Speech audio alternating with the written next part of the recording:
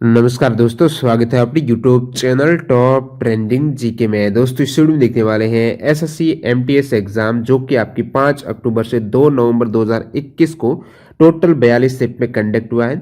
इस एग्जाम्स में टोटल 180 सवाल जो करंट अफेयर्स के पूछे गए हैं वो इस वीडियो में एक्स्ट्रा फैक्ट सहित जानने वाले हैं, क्योंकि इसकी आंसर की आ चुके हैं। तो जो भी सवाल है वो ऑफिशियल सवाल रहने वाले हैं और ये एक्स्ट्रा फैक्ट्स के साथ आपके और भी अच्छी तरह से कवर हो जाएंगे। जो अभी आपके एसएससी जीडी का एग्जाम चल रहा है जिसमें प्रत्येक सेट में लगभग 5 सवाल करंट अफेयर्स के पूछे जा रहे हैं, तो यहां से आपको एक आइडिया लग जाएगा किस पैटर्न पर सवाल आ रहे हैं, क्योंकि यही एग्जाम जो सेम एग्जाम एसएससी की तरफ से कंडक्ट हो रहा है। तो अभी हाल ही में जो एग्जाम्स हुआ है जो 1 महीने पहले, तो यहां से बहुत अच्छा खासा आपके अनुमान लगने वाला है जीडी में किस टाइप से करंट अफेयर्स के सवाल आ रहे हैं। तो काफी फायदा होगा आने वाले शिफ्ट के लिए जिन भी कैंडिडेट का एग्जाम्स है।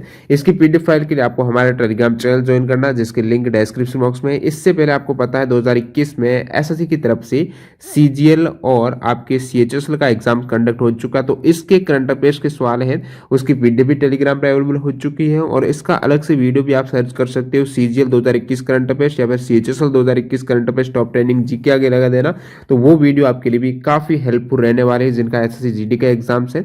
इन सभी के लिंक मैं आपको टेलीग्राम चैनल पर या फिर वीडियो के डिस्क्रिप्शन बॉक्स में देने वाला हूँ, वहां से वो जरूर वीडियो देख लेना। अभी फिलहाल अपन देखने वाले हैं एसएससी एमटीएस एग्जाम 2021 में पूछे गए 180 करंट अफेयर्स के सवाल, वो भी एक्स्ट्रा फैक्ट सहित कवर होने वाले ये सारे सवाल। तो इन सवालों की तरफ आगे बढ़े उससे पहले मैं आपको बता दूं, आप किसी भी कॉम्पिटिटिव एग्जाम्स की तैयारी करते हो, अपनी तैयारी को परखने के लिए, सही डायरेक्शन देने के लिए, टाइम मैनेजमेंट हो गया, ऑल इंडिया में क्या रैंक आ सकती है, आपका कौन सा सेक्शन वीक है, इन सभी के लिए स्मार्ट वर्क के तौर पर आपको मॉक टेस्ट लगाना बहुत ज्यादा जरूरी है। इससे आपका पहली बात तो कॉन्फिडेंस बढ़ जाएगा और एग्जाम्स में क्या है 50% तैयारी तो मॉक टेस्ट से ही कंप्लीट हो जाती है। मॉक टेस्ट के लिए टेक्स्ट बुक आपके लिए धमाकेदार ऑफर ये लेकर आ रहे हैं, आप सारे एग्जाम्स के मॉक टेस्ट 400 प्लस एग्जाम्स के मॉक टेस्ट एक ही पास के अंतर्गत अटेम्प्ट कर सकते हो। चाहे आप एसएससी की तैयारी कर रहे हो, रेलवे, बैंकिंग, डिफेंस या फिर अदर कोई भी स्टेट लेवल गवर्नमेंट एग्जाम्स हैं, इन मॉक टेस्ट में भी अभी ऑफर ये है कि आप टीटीजी के कूपन कोड यहाँ पर यूज करते हो तो ये मॉक टेस्ट आपको 12 मंथ की बजाय 14 मंथ की वैलिडिटी में, साथ ही साथ 399 की बजाय आपको मात्र 120 रुपए डिस्काउंट होने के बाद 280 रुपए में अवेलेबल हो जाएगा, जिसमें ये सारे एग्जाम्स के मॉक टेस्ट एक ही पास में अवेलेबल है। तो टीटीजी के कूपन कोड यूज करना न भूलें, जिसकी लिंक डिस्क्रिप्शन बॉक्स में। सेम एग्जाम पैटर्न और डैशबोर्ड पर आधारित यहाँ पर मॉक टेस्ट आप टेक्स्ट बुक ऐप या फिर वेबसाइट पर अटेम्प्ट कर सकते हो। तो चलिए कंटिन्यू कर लेते हैं एसएससी एमटीएस एग्जाम 2021 जो नवंबर और अक्टूबर को कंडक्ट हुआ है। इसमें 180 जो आपके करंट अफेयर्स के सवाल पूछे गए हैं, जानते हैं एक्स्ट्रा फैक्ट से। पहला सवाल आपके सामने, माता पिता और वरिष्ठ नागरिकों के भरण पोषण और कल्याण विधेयक जो 2007 के दौरान निर्धारित बच्चों की ओर से माता पिता को दे कितने रुपए की मासिक भरण पोषण राशि को माता पिता और वरिष्ठ नागरिकों का भरण पोषण तथा कल्याण संशोधन विधेयक 2019 द्वारा हटा दिया गया है। तो 2019 द्वारा कितने रुपए की जो मासिक भरण पोषण राशि थी 10,000 रुपए की, तो ये जो मासिक भरण पोषण राशि है 10,000 रुपए आपको आंसर करना था, जिसको माता पिता और वरिष्ठ नागरिकों का भरण पोषण और कल्याण संशोधन विधेयक 2019 के द्वारा हटा दिया गया है। नेक्स्ट सवाल आपके सामने यहाँ पर, संयुक्त राष्ट्र विकास कार्यक्रम यानी जो यूएनडीपी के द्वारा जारी मानव विकास सूचकांक 2021 में भारत का स्थान क्या रहा है। देखिए ह्यूमन डेवलपमेंट इंडेक्स है, ये कौन जारी करता है, बहुत बार एग्जाम आता है, तो यूएनडीपी के द्वारा, ठीक है, यूनाइटेड नेशंस डेवलपमेंट प्रोग्राम, संयुक्त राष्ट्र विकास कार्यक्रम के द्वारा ये इंडेक्स जारी किया जाता है। 2019 में इंडिया की रैंक की बात करें तो 129वीं रैंक थी। इसके बाद 2020 में इंडिया की रैंक आपके लिए इंपॉर्टेंट है, तो वो है 131वीं रैंक। पहले स्थान पर 2019 में कौन, नॉर्वे था, सेकेंड स्विट्जरलैंड हो जाएगा। और 189 देशों की लिस्ट में ये 2019 में इंडिया की रैंक 129वीं थी। और ये विकास यूएनडीपी जारी करता है, किस आधार पर करता है, एग्जाम आ चुका है कि कौन से आधार पर ये सूचकांक, इसका पैमाना किस आधार पर तैयार नहीं होता है, तो ये जीवन प्रत्याशा, शिक्षा और प्रति व्यक्ति आय, ये 3 प्रमुख फैक्टर हैं जिसके आधार पर ये कैलकुलेशन होता है कि किसकी मानव विकास सूचकांक में रैंक क्या रहने वाली है। यूएनडीपी जो रैंक जारी करता है इसका हेडक्वार्टर न्यूयॉर्क यूएसए में है। 2020 में इसी इंडेक्स की जो थीम रही है मानव विकास और मानव विज्ञान है। अगला सवाल, 22 जुलाई 2020 को अभिनेता सोनू सूद ने नौकरी खोजने और विशिष्ट नौकरी प्रशिक्षण कार्यक्रम पेश करने के लिए जो ऐप लॉन्च किया है उसका नाम क्या है, तो ऐप का नाम है प्रवासी रोजगार ऐप, सभी को पता होगा। पूजा ढांडा को 2019 का अर्जुन पुरस्कार किस खेल के लिए दिया गया है, जितने भी खेल के पुरस्कार हैं, वैसे 2021 के भी जो भी खेल के पुरस्कार हैं और ये पुरस्कार भी घोषणा हो चुकी है राष्ट्रीय खेल पुरस्कार की, तो उसमें भी अर्जुन अवार्ड भी है, द्रोणाचार्य ध्यानचंद अवार्ड है, ये सभी आपको देखना होगा। और 2020 के भी कवर करने हैं, 21 के भी, स्पेशल 2020 के आपको कवर करने ही है, जैसे कि SSGD वगैरह एग्जाम से 2020 के करंट अफेयर सवाल ज्यादातर पूछे जा रहे हैं। पूजा ढांडा को 2019 में कुश्ती जो स्पोर्ट है इस हेतु अर्जुन पुरस्कार है वो दिया गया है। अर्जुन पुरस्कार में 15 लाख रुपए की रिवार्ड राशि दी जाती है। तो मैं आपको बता देता हूं 2020 में अर्जुन पुरस्कार जो आने वाले सेट के लिए SSGD पूछ सकती है, जो GD वगैरह एग्जाम्स के लिए, तो 2020 अर्जुन अवार्ड में किस खिलाड़ी को कौन से स्पोर्ट में दिया गया, ये इंपोर्टेंट है। या फिर इस प्रकार भी पूछा जा सकता है कि किस खिलाड़ी को नहीं मिला है, किसको मिला है। देखिए, इंशांत शर्मा जो कि क्रिकेटर है, इनको मिला है। दीप्ति शर्मा भी क्रिकेटर, अत्तानु दास तीरंदाजी में, शिवा केशवन ये लूज, द्युति चंद एथलेटिक्स है, और फिर यहाँ पर रैंकी रेड्डी है बैडमिंटन, चिराग शेट्टी बैडमिंटन, विशेष भृगुवंशी बास्केटबॉल, मनीष कौशिक बॉक्सिंग, लवलीना ये बॉक्सिंग इंपोर्टेंट है, अभी ये आपकी टोक्यो में भी थी, और अजय आनंद सावंत घुड़सवारी, संदेश झिंगन फुटबॉल, अदिति अशोक गोल्फ, याद रखना इनका स्पोर्ट है अदिति अशोक का, Akashdeep hockey, Deepika Kumari hockey, Manish Narwal para shooting, Sandeep para athletics है, शीर्ष यादव, राहुल अवारे जो कुश्ती, दिव्या काकरान कुश्ती, और फिर दिविज शरण है ये टेनिस, मधुरिका घाट पाटकर है table tennis, Saurabh Chaudhary shooting, Manu Bhaker shooting, Dattu Bhokanal ये रोइंग इनका स्पोर्ट है दत्तू भोकनाल का, कालेश्वरी का खो खो, दीपक हुडा कबड्डी। इन सभी को मिला था अर्जुन अवार्ड 2020 में। नेक्स्ट वन यहाँ पर, किस टीम ने तमिलनाडु को फाइनल में हराकर चौथी बार 2019-20 विजय हजारे ट्रॉफी जीती है? तो 2019-20 विजय हजारे ट्रॉफी वो कर्नाटक ने तमिलनाडु को फाइनल में हराकर जीती थी। कर्नाटक ने विजय हजारे ट्रॉफी की बात कर ही रहे, तो इसका जो पहला संस्करण वो सन 2002 और 3 में आयोजित किया गया था। इसकी मोस्ट सक्सेसफुल टीम है, जैसे तमिलनाडु को तो हराया था 2019-20 में, लेकिन यही मोस्ट सक्सेसफुल यानी सबसे ज्यादा बार जो विजय हजारे ट्रॉफी जीतने वाली टीम है वो दोस्तों तमिलनाडु है। 5 टाइटल जीत चुकी है, और 2019-20 में कर्नाटक विजेता रही थी, जिसमें सर्वाधिक रन है वो देवदत्त पडिक्कल ने 609 रन बनाए थे। अगला सवाल देखते हैं यहाँ पर, बजट 2019-20 के अनुसार कौन सा भारत की आय का एकमात्र सबसे बड़ा स्रोत है जिसका प्रत्येक अर्जित रुपए में 21 पैसे का योगदान है? तो प्रत्येक अर्जित रुपए में 21 पैसे का योगदान किसका है? वो है निगम कर का, जो कि 19-20 के अकॉर्डिंग भारत सरकार की आय का जो सबसे बड़ा स्रोत है वो निगम कर कॉर्पोरेट टैक्स हो जाएगा। तो कॉर्पोरेट कर भारत सरकार की आय का एकमात्र सबसे बड़ा स्रोत है, और अर्जित आय पर 21 पैसे का योगदान है। ये किस पर है? जो प्रत्येक अर्जित रुपए में, ठीक है। तो वित्त मंत्री निर्मला सीतारमण के द्वारा जो संसद में पेश हुआ था बजट 2019-20 में, इसके अनुसार गुड्स एंड सर्विसेज टैक्स संग्रह प्रत्येक रुपए के राजस्व में 19 पैसे का योगदान देगा, यानी जो जीएसटी है, ठीक है, जीएसटी तो यहाँ पर प्रत्येक रुपए के संग्रह पर 19 रुपए का, और जो कॉर्पोरेट कर है वो प्रत्येक रुपए पर 21 पैसे का योगदान, ठीक है। एक 19 पैसे का जीएसटी है और कॉर्पोरेट टैक्स है, निगम कर है वो 21 पैसे का, याद रखना है। जुलाई 2021 तक प्राप्त जानकारी के अनुसार अंतर्राष्ट्रीय मुद्रा कोष के मुख्य अर्थशास्त्री का नाम क्या है? अंतर्राष्ट्रीय मुद्रा कोष के जो मुख्य अर्थशास्त्री हैं, चीफ इकोनॉमिस्ट है, इनका नाम है गीता गोपीनाथ। जब अंतर्राष्ट्रीय मुद्रा कोष IMF की बात हो रही है, इंटरनेशनल मॉनेटरी फंड की, तो इनका जो मैनेजिंग डायरेक्टर वर्तमान में वो क्रिस्टलिना जॉर्जिवा हो जाएगी, और चीफ इकोनॉमिस्ट जो आपको पूछा वो गीता गोपीनाथ है। 22 जुलाई 2020 को किसे अंतर्राष्ट्रीय रेलवे सुरक्षा मंच के उपाध्यक्ष के रूप में नामित किया गया है? अंतर्राष्ट्रीय रेलवे सुरक्षा मंच के उपाध्यक्ष के रूप में अरुण कुमार को नामित किया गया है। तो ये रेलवे सुरक्षा के महानिदेशक अरुण कुमार जुलाई 2020 से जुलाई 2022 तक अंतर्राष्ट्रीय रेलवे संघ की सुरक्षा मंच का उपाध्यक्ष मनोनीत हुए हैं। नाम है इनका अरुण कुमार, वेरी इंपोर्टेंट है, आने वाले सेट में जरूर आएगा, याद रख लेना, अरुण कुमार नाम है इनका। नेक्स्ट वन यहाँ पर, कौन से आर्थिक सर्वेक्षण में थालीनोमिक्स पेश किया गया है? थाली शास्त्र कह सकते हो। तो ये आर्थिक सर्वेक्षण कौन सा था? 2019-20 का, जिसमें थालीनोमिक्स सबसे पहले इंट्रोड्यूस किया गया था। दोस्तों थालीनोमिक्स क्या है? तो ये एक ऐसा तरीका है जिसके जरिए भारत में फूड अफोर्डेबिलिटी का पता चलता है। इसका मतलब ये हो गया कि प्रति प्लेट है ना, एक प्लेट खाने के लिए एक भारतीय को कितना खर्चा करना पड़ता है, तो इसका पता थालीनोमिक्स है, थाली अर्थशास्त्र से पता चलता है। तो ये आर्थिक सर्वेक्षण 2019-20 में आपकी बात पहली बार चर्चा में आया था। 2012 के लंदन ओलंपिक में जो खेलों में किस खिलाड़ी ने रजत पदक जीता है? दो खिलाड़ियों ने जीता था सिल्वर मेडल 2012 के लंदन ओलंपिक की बात करें तो सुशील कुमार का नाम आता है।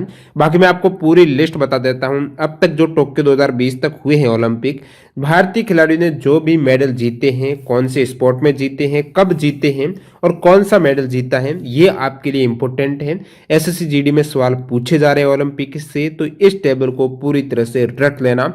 और बाकी ओलंपिक और पैरा ओलंपिक से अलग से वीडियो बनाए हुए, उसकी पीडीपी टेलीग्राम पर अवेलेबल है, जरूर ज्वाइन कर लेना, सर्च कर लेना ओलंपिक टॉप ट्रेंडिंग जी की। सारा कुछ आपको वहां पर मिलने वाला, उससे बाहर 100% कोई भी सवाल नहीं जाएगा, ये मेरा दावा है। तो यहां पर देख लेते हैं ओलंपिक 2020 तक के डाटा के अकॉर्डिंग। जैसे पहली बार जो भारत का मेडल आया था वो नॉर्मन पिर्जार्ड, वैसे वो एंग्लो इंडियन थे, 2 मेडल इन्होंने जीते थे, सिल्वर मेडल, वो भी दौड़ में, ठीक है, 200 मीटर और 200 मीटर हर्डल्स में। ये ओलंपिक था फ्रांस में जो 1900 में हुआ था। एंग्लो इंडियन है, कहीं कहीं काउंट नहीं भी किया जाता है। भारतीय की बात करें तो पुरुष हॉकी टीम ने पहली बार 1928 में कोई मेडल जीता है, वो नीदरलैंड में जीता था। फील्ड हॉकी में गोल्ड आए थे लगातार यहाँ पर 1928, 1932, 36, 48 और 52 लगातार यहाँ पर गोल्ड जीते हैं। आपको पूछ ले इंडिविजुअल में यानी कौन से ऐसे व्यक्तिगत स्पर्धा वाले खिलाड़ी हैं जिन्होंने पहली बार, ये तो हॉकी, उससे पहले तो एंग्लो इंडियन थे नॉर्मन पिर्जार्ड, फिर आपकी टीम आ गई, लेकिन व्यक्तिगत के केस में खशाबा दादा साहेब जादव ने पहली बार कोई मेडल जीता है ओलंपिक में, वो 1952 में जीता था, फिनलैंड में हुआ था। इन्होंने रेसलिंग में स्पॉट पूछ लिया खशाबा दादा साहेब जादव का, कुश्ती में जीता था ब्रॉन्ज मेडल, ठीक है। उसके बाद दोबारा यहाँ पर hockey team, field hockey team ने कमाल किया, गोल्ड मेडल। दोबारा पुरुष field hockey team silver medal, field hockey team gold medal. ये लगातार मेडल आ रहे हैं ओलंपिक में ज्यादातर हॉकी टीम के, फील्ड हॉकी। फिर यहां पर बात आती है लिएंडर पेस ने जीता है टेनिस में कांस्य पदक, कब? 1996 के यूएस ओलंपिक में लिएंडर पेस ने टेनिस में कांस्य पदक, ब्रॉन्ज मेडल अपने नाम किया था। फिर दोबारा 2004 का ओलंपिक में एक मेडल आया था जो पुरुष की तरफ से राज्यवर्धन सिंह राठौर ने शूटिंग में सिल्वर जीते हैं। महिलाओं की टेबल नीचे है तो कंफ्यूज मत होना, उसमें ऐड हो जाएंगे। अभिनव बिंद्रा ने 2008 की चीन का ओलंपिक है उसमें शूटिंग में गोल्ड जीता है। तो गोल्ड की शुरुआत यहां पर हुई है अभिनव बिंद्रा के साथ। इससे पहले इंडिविजुअल में गोल्ड नहीं जीता है। वैसे खशाबा दादा साहेब जादव ने इंडिविजुअल में कांस्य जरूर जीता है, लेकिन टीम के अलावा यदि गोल्ड जीता है वो अभिनव बिंद्रा ने पहली बार जीता था 2008 की ओलंपिक में। अभिनव बिंद्रा ने चीन में जो हुआ था। और बाकी यहाँ पर ब्रॉन्ज जीता था 2008 में विजेंद्र सिंह ने। सुशील कुमार ने कुश्ती में जीता है कांस्य पदक 2008 में। नेक्स्ट 8 के बाद 12 में भी सुशील कुमार ने सिल्वर जीता है जो आपको पूछा था। इसके अलावा 2012 का जो यूके ओलंपिक में सिल्वर जीता है वो विजय कुमार ने जीता, वो शूटिंग में जीता। सुशील कुमार आपका ऑप्शन था तो सुशील कुमार करेक्ट करना था, उन्होंने कुश्ती में जीता है। फिर 2012 के ओलंपिक में, लंदन ओलंपिक में गगन नारंग ने शूटिंग में कांस्य जीता है। उसके बाद योगेश्वर दत्त ने कुश्ती 60 किलोग्राम भार वर्ग में ब्रॉन्ज मेडल जीता है। तो ये 2012 के किन के? पुरुष खिलाड़ियों के। महिला खिलाड़ियों में यहाँ पर 2012 में मैरी कॉम ने कांस्य पदक जीता था बॉक्सिंग में, और 2012 में साइना नेहवाल ने बैडमिंटन में कांस्य पदक जीता था। इसके अलावा आपको महिलाओं का पूछा जाता है कि पहली महिला खिलाड़ी कौन है जिन्होंने भारत की महिला ओलंपिक में मेडल जीता है, तो कर्णम मलेश्वरी नाम याद रखना है। वेट लिफ्टिंग इनका स्पोर्ट है, उसमें भी 69 किलोग्राम भार वर्ग में इन्होंने ब्रॉन्ज मेडल जीत कर ये रिकॉर्ड बनाया कि प्रथम भारतीय महिला जिन्होंने ओलंपिक में कोई गोल्ड जीता 2000 में। कब? 2000 में वेट लिफ्टिंग में कर्णम मलेश्वरी ने ऑस्ट्रेलिया में आयोजित ओलंपिक में कांस्य पदक जीता था। उसके बाद 2012 में 2 मेडल आ गए महिला खिलाड़ियों के, मैरी कॉम और साइना नेहवाल के। फिर 2016 के रियो ओलंपिक ब्राजील में जो हुआ था उसमें इंडिया की पीवी सिंधु ने बैडमिंटन में सिल्वर जीता। साक्षी मलिक ने कुश्ती में 58 किलोग्राम भार वर्ग में कांस्य जीता। फिर बात आ रही है 2020 के टोक्यो जापान वाले ओलंपिक की, जिसमें महिला खिलाड़ी 3 ने मेडल जीते हैं। Mirabai Chanu weight lifting 49 kilogram भार वर्ग, जरूर याद रखना है। इन्होंने 2020 के ओलंपिक में सिल्वर मेडल जीता है। पीवी सिंधु ने कांस्य पदक बैडमिंटन में, और लवलीना बोरगोहेन जो कि बॉक्सिंग की खिलाड़ी है 69 किलोग्राम भार वर्ग है इनका, इन्होंने कांस्य मेडल जीता है। तो ये 3 खिलाड़ी हैं जो 2020 की टोक्यो ओलंपिक महिला खिलाड़ी ने मेडल जीता है। बाकी 4 खिलाड़ी हैं जो पुरुष खिलाड़ी हैं टोक्यो में मेडल जीते हैं। तो पुरुष खिलाड़ी में पहली बार जो मेडल आया गोल्ड, ये एथलेटिक्स में भारत का पहला मेडल है यदि आपके पिर्जार्ड को बाहर कर दे जो एंग्लो इंडियन थे, ठीक है। तो नीरज चोपड़ा है, इन्होंने भाला फेंक जेवलिन थ्रो में गोल्ड जीता 2020 के टोक्यो में। और इससे पहले यहाँ पर बजरंग पूनिया कुश्ती में 65 किलोग्राम भार वर्ग में कांस्य। सिल्वर यहाँ पर जीता है रवि कुमार दहिया ने, ठीक है, सिल्वर मेडल जीता है रवि कुमार दहिया ने 2020 के टोक्यो ओलंपिक में। और यहाँ पर ब्रॉन्ज मेडल पुरुष हॉकी टीम ने बहुत साल बाद दोबारा यहाँ पर 2020 के टोक्यो ओलंपिक में कोई मेडल जीता है, वो इन्होंने ब्रॉन्ज मेडल जीता था। तो सिल्वर मेडल भारत के 2 आए हैं। रवि कुमार दहिया ने जीता 2020 के टोक्यो ओलंपिक में, एक महिला खिलाड़ी जो कि जीता है मीराबाई चानू ने वेट लिफ्टिंग में सिल्वर मेडल। नेक्स्ट देखते हैं यहाँ पर सवाल है, अमेरिकी ऐतिहासिक संघ के द्वारा मानद विदेशी सदस्य पुरस्कार 2019 से किसे सम्मानित किया गया है? अमेरिकी ऐतिहासिक संघ के द्वारा मानद विदेशी सदस्य पुरस्कार 2019 से रामचंद्र गुहा को, किन्हें? रामचंद्र गुहा को सम्मानित किया गया था। मानविकी के लिए 2019 का इंफोसिस पुरस्कार किससे प्राप्त हुआ है? इंफोसिस पुरस्कार वो भी मानविकी के लिए 2019 का मनु वी देवदेवन को, किन्हें? मनु वी देवदेवन को दिया गया है। अब आपके लिए इंपॉर्टेंट है, 2020 में दिए गए इंफोसिस पुरस्कार हैं, अलग अलग सब्जेक्ट में दिए जाते हैं। जैसे बात करूं यहां पर मैं जीव विज्ञान की श्रेणी में इंफोसिस पुरस्कार 2020 किसे दिया गया है? तो आर शंकर नारायण को। आर शंकर नारायण को मिला है जीव विज्ञान की श्रेणी में। 2020 की बात हो रही है इंफोसिस अवार्ड की। इंफोसिस अवार्ड कंप्यूटर साइंस में 2020 में हरिबाला कृष्णन को दिया गया है, इंजीनियरिंग और कंप्यूटर साइंस में। प्राची देश पांडे को मानविकी में, 2020 का मानविकी का पूछे तो प्राची देश पांडे। मनु वी देवदेवन 2019 का दिया गया था मानविकी में। और फिर गणित विज्ञान का सौरभ चटर्जी को, और शारीरिक विज्ञान का अरिंदम घोष को, और यहाँ पर जो अमेरिका के हार्वर्ड विश्वविद्यालय के प्रोफेसर राज चेट्टी को मिला है समाज विज्ञान की श्रेणी में इंफोसिस पुरस्कार 2020। ये 2020 में इंफोसिस अवार्ड जरूर याद रखना। कौन से अवार्ड है? स्पेशल मानविकी प्राची देश पांडे, जीव विज्ञान का शंकर नारायण है, कंप्यूटर साइंस का है हरि बालकृष्ण है, तो ये सभी गणित विज्ञान का है चटर्जी, जो सौरभ चटर्जी है। भारतीय अर्थशास्त्र का कौन सा क्षेत्र 2019-20 के दौरान भारत में प्रत्यक्ष विदेशी निवेश का दूसरा सबसे बड़ा प्राप्तकर्ता था?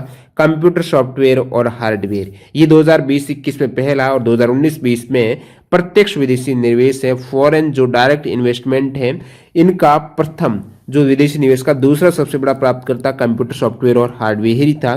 तो मैं अभी बात करूं 2020-21 की शीर्ष निवेशक देशों की दृष्टि से, आपको पूछ ले भारत में एफडीआई निवेश 2020-21 में किस देश का सबसे अधिक विदेशी निवेश आया है भारत में? तो सिंगापुर ने 29% यहाँ पर एफडीआई के साथ शीर्ष स्थान हासिल किया है। सिंगापुर के साथ सेकेंड स्थान है, सिंगापुर के बाद वो संयुक्त राज्य अमेरिका का है, यूएसए का 23%, और फिर मॉरिशस का 9% के बाद तीसरा नंबर आता है भारत में एफडीआई, जो फॉरेन डायरेक्ट इन्वेस्टमेंट होता है, प्रत्यक्ष विदेशी निवेश होता है। और कंप्यूटर सॉफ्टवेयर और हार्डवेयर वित्त वर्ष 2020-21 के दौरान कुल एफडीआई इक्विटी प्रवाह में लगभग 44% हिस्सेदारी के साथ सबसे टॉप पर ये उभर के आया है, जिसमें इसी सेक्टर में सर्वाधिक इन्वेस्टमेंट हुआ है भारत में कंप्यूटर सॉफ्टवेयर और हार्डवेयर वाले क्षेत्र में। इसके बाद आता है इंफ्रास्ट्रक्चर और जो गतिविधियां वगैरह, उसमें 13%। फिर यहाँ पर सर्विस सेक्टर है 8% है, वो तीसरे नंबर पर सर्विस सेक्टर। उससे पहले आपकी इंफ्रास्ट्रक्चर वाला हो जाएगा, निर्माण क्षेत्र हो जाएगा। कंप्यूटर सॉफ्टवेयर और हार्डवेयर सेक्टर के तहत 2020-21 में प्रमुख एफडीआई प्रभाव प्राप्तकर्ता राज्य में गुजरात में सर्वाधिक यहाँ पर एफडीआई से इन्वेस्टमेंट हुआ है, उसके बाद कर्नाटक और दिल्ली में हुआ है। अगला सवाल, हर 5 साल में की जाने वाली शेरों की जनगणना के अनुसार जून 2020 में गुजरात के गिर वन क्षेत्र में एशियाई शेरों की संख्या बढ़कर हो गई है 674। ठीक है, तो ये जो हर 5 साल में शेरों की जनगणना हुई है, आबादी यहाँ पर जांची गई है कितनी है, तो जून 2020 में गुजरात की गिर वन क्षेत्र में एशियाई शेरों की संख्या बढ़कर कितनी हो गई है? 674 हो गई है। तो गुजरात वन विभाग के द्वारा जारी आंकड़ों के अनुसार वर्ष 2005 में जो पहले गणना की गई थी, उसकी तुलना में राज्य में एशियाई शेरों की संख्या में जो 674 तो हुई है, वो कितने फीसदी बढ़ी है? 29% की वृद्धि देखने को मिली है गुजरात राज्य में। बाकी यहाँ पर बात करूं मैं राज्य में एशियाई शेरों के प्रवास क्षेत्रफल की, तो उसमें 36% की वृद्धि हुई है राज्य में, जो कि गुजरात की बात कर रहे हैं अपन। और वर्तमान में राज्य में एशियाई शेरों का प्रवास तो 2015 के 22,000 वर्ग किमी से बढ़कर 30,000 वर्ग किमी तक पहुंच गया है। अगला सवाल, 31 जुलाई 2020 तक की स्थिति के अनुसार भारत के कॉर्पोरेट मामले के कैबिनेट मंत्री कौन हैं? वैसे जुलाई 2021 को जितने भी मंत्री हैं उनमें फेरबदल हुआ है मंत्रिमंडल में, तो उसकी लिस्ट यहाँ पर इसी वीडियो में एक सवाल में बताने वाला हूं, जरूर देख लेना। यहाँ से सवाल आ सकते हैं एसएससी जीडी एग्जाम में भी वर्तमान मंत्री के केस में। भारत के कॉर्पोरेट मामलों के कैबिनेट मंत्री है दोस्तों निर्मला सीतारमण। ठीक है, और 31 जुलाई 2020 तक की स्थिति के अनुसार किस राज्य में राज्य विधानसभा में एक उच्च सदन, यानी यहां पर बात हो रही है विधान परिषद की, तो भारत के टोटल 6 राज्यों में विधान परिषद है, आंध्र प्रदेश, बिहार, कर्नाटक, महाराष्ट्र, तेलंगाना और उत्तर प्रदेश। और ये जो विधान परिषद याद रखने की ट्रिक है, तू भी मजा कर, यानी यहां पर तू का मतलब हो जाएगा तेलंगाना है, सेकंड यहां पर बात करूं यहां पर बी यानी बिहार है, मजा कर यानी महाराष्ट्र हो जाएगा, और फिर आपके आ का मतलब है आंध्र प्रदेश है, और कर यानी कर्नाटक है। और इस प्रकार ये आंध्र प्रदेश, बिहार, कर्नाटक, महाराष्ट्र, तेलंगाना, उत्तर प्रदेश 6 राज्य हो जाएंगे। और वैसे आंध्र प्रदेश कैबिनेट ने विधान परिषद को समाप्त करने के लिए प्रस्ताव भेजा था संसद के पास, लेकिन उस निर्णय है लास्ट में संसद के पास रहता, अभी तक निर्णय नहीं हुआ, तो आंध्र प्रदेश में अभी भी विधान परिषद है, कंफ्यूज मत होना। वर्ष 2016 में साक्षी मलिक ने किस भार वर्ग में ओलंपिक पदक जीता है? 58 किलोग्राम भार वर्ग में साक्षी मलिक ने 2016 में ओलंपिक पदक जीता था। अगला स्वास्थ्य सांख्यिकी और कार्यक्रम कार्यान्वयन मंत्रालय भारत सरकार की एक रिपोर्ट के अनुसार भारत ने वर्ष 2016 में प्रत्येक 1000 जीवित जन्मों में 34 की शिशु मृत्यु दर दर्ज की है। ये रिपोर्ट है सांख्यिकी और कार्यक्रम कार्यान्वयन मंत्रालय की रिपोर्ट के अकॉर्डिंग 2016 में 1000 जीवित जन्मों में 34 की शिशु मृत्यु दर दर्ज हुई थी। 26 दिसंबर 2004 को आई सुनामी से कौन सा भारतीय राज्य बुरी तरह से प्रभावित हुआ था? 2004 की सुनामी से तमिलनाडु बुरी तरह प्रभावित हुआ था। किस व्यक्ति को 2020 में मरणोपरांत पद्म विभूषण से सम्मानित किया गया है? अरुण जेटली को। किन्हें? अरुण जेटली को मरणोपरांत पद्म विभूषण दिया गया है 2020 में। 7 व्यक्ति को मिला है पद्म विभूषण 2020 में, तो इनका नाम कौन से क्षेत्र में दिया गया है, किस राज्य से बिलोंग करते हैं, जरूर याद रखना, मैं बता देता हूं। 2021 में भी ये पद्म अवार्ड दिए जा चुके, तो इनका डाटा भी आपको पता होना चाहिए, वेरी वेरी इंपॉर्टेंट है, आने वाले में जरूर सवाल यहां से आएगा जीडी में। तो श्री जॉर्ज फर्नांडिस मरणोपरांत दिया गया है राजनीतिक क्षेत्र में बिहार से हैं। श्री अरुण जेटली राजनीतिक क्षेत्र में दिल्ली से हैं। श्री अनिरुद्ध जगन्नाथ को राजनीतिक क्षेत्र में मॉरिशस से हैं। श्रीमती एमसी मैरी कॉम खेल स्पोर्ट्स से मणिपुर से। श्री छन्नू लाल मिश्र कला के क्षेत्र में याद रखना है उत्तर प्रदेश से। श्रीमती सुषमा स्वराज मरणोपरांत इन्हें भी राजनीतिक क्षेत्र से दिल्ली में। श्री विश्वेश्वर तीर्थ स्वामी जी श्री पजुरा अद्दोखज मठ उड्डीपी मरणोपरांत दिया गया है आध्यात्मिकता के क्षेत्र में कर्नाटक से बिलोंग करते हैं। इस टाइप से ये 7 जो पुरस्कार हैं पद्म विभूषण 2020 में, इसमें एक अरुण जेटली का पूछा गया जो ऑप्शन में था मरणोपरांत, बाकी मरणोपरांत में जॉर्ज फर्नांडिस को भी दिया गया है, अरुण जेटली भी हैं, साथ ही साथ यहाँ पर सुषमा स्वराज भी हैं। और अगला सवाल, बाकी आपको पद्म विभूषण 2021 के भी मैं बता देता हूं। एक तो ये भी याद रखना है कितने व्यक्तियों को दिया गया है, जिसमें स्पेशली आपको पद्म भूषण और फिर ये आपकी पद्मश्री जो ज्यादा व्यक्तियों को दिए जाते हैं वो डाटा पूछा जाता है ज्यादातर। पद्म विभूषण 2021 शिंजो आबे जनसेवा जापान से। एसपी बाला सुब्रमण्यम मरणोपरांत कला से। डॉक्टर बेले मोनपा हेगड़े जरूर याद रखना चिकित्सा के क्षेत्र में वेरी वेरी इंपॉर्टेंट है, एसएससी ने पूछा भी है। नरेंद्र सिंह कपानी विज्ञान और प्रौद्योगिकी यूएसए से। मौलाना वहीदुद्दीन खान अध्यात्म। बीबी लाल पुरातत्व। सुदर्शन साहू कला के क्षेत्र में पद्म विभूषण 2021 ये डाटा है।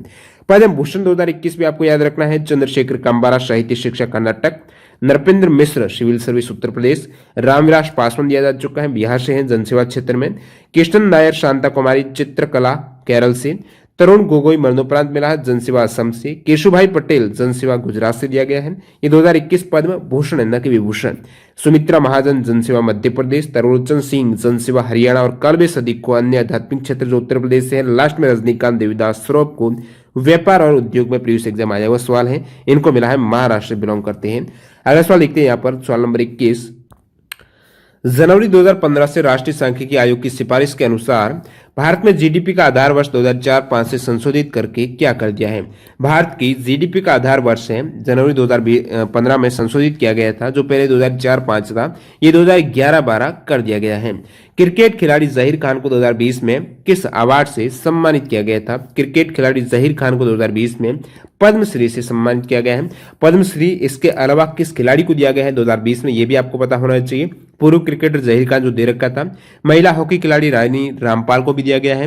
निशानेबाजी जीतू रॉय को दिया गया है। पूर्व हॉकी खिलाड़ी एमपी गणेश को दिया गया है।